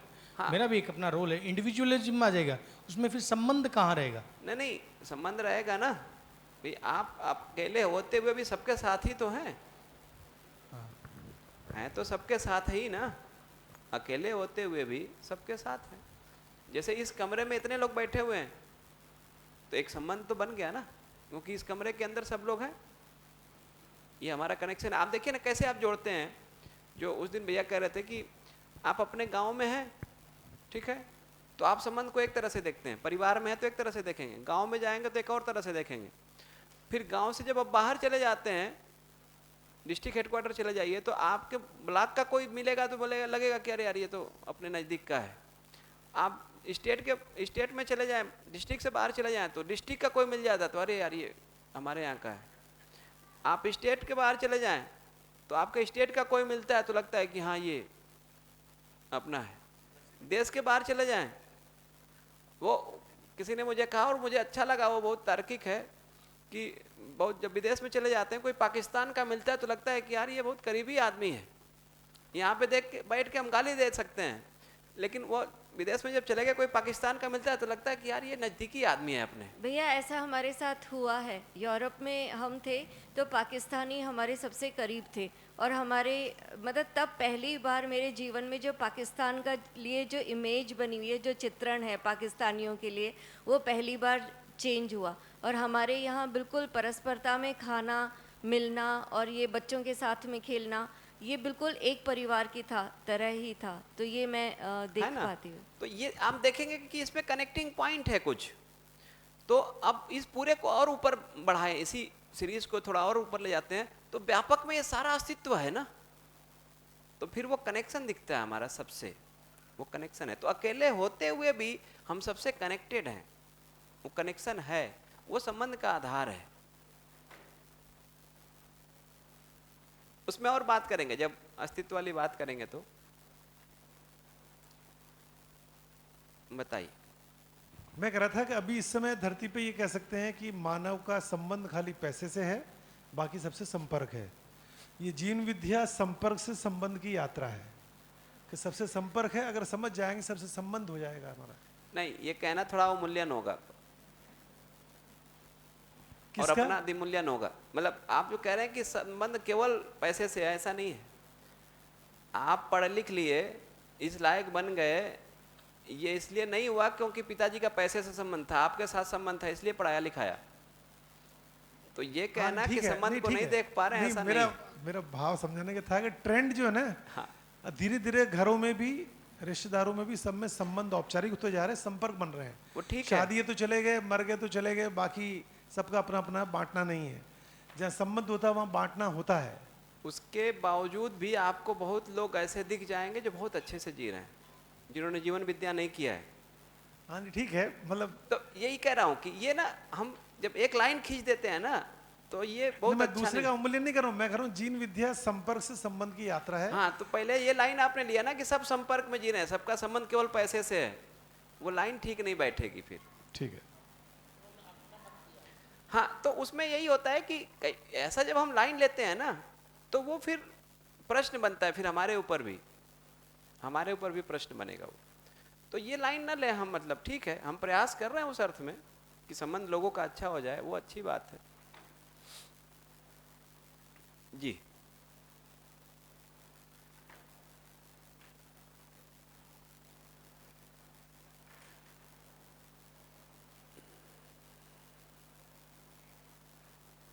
मेरा मेरा सवाल ये है कि आजकल जो बहुत जैसे अफेक्शन ये सब भी होते हैं, तो मेरा ये क्वेश्चन है कि मोह और प्रेम मतलब मैंने वह अधिमूल्यन मोह है, संबंध का अधिमूल्यन ही मोह है।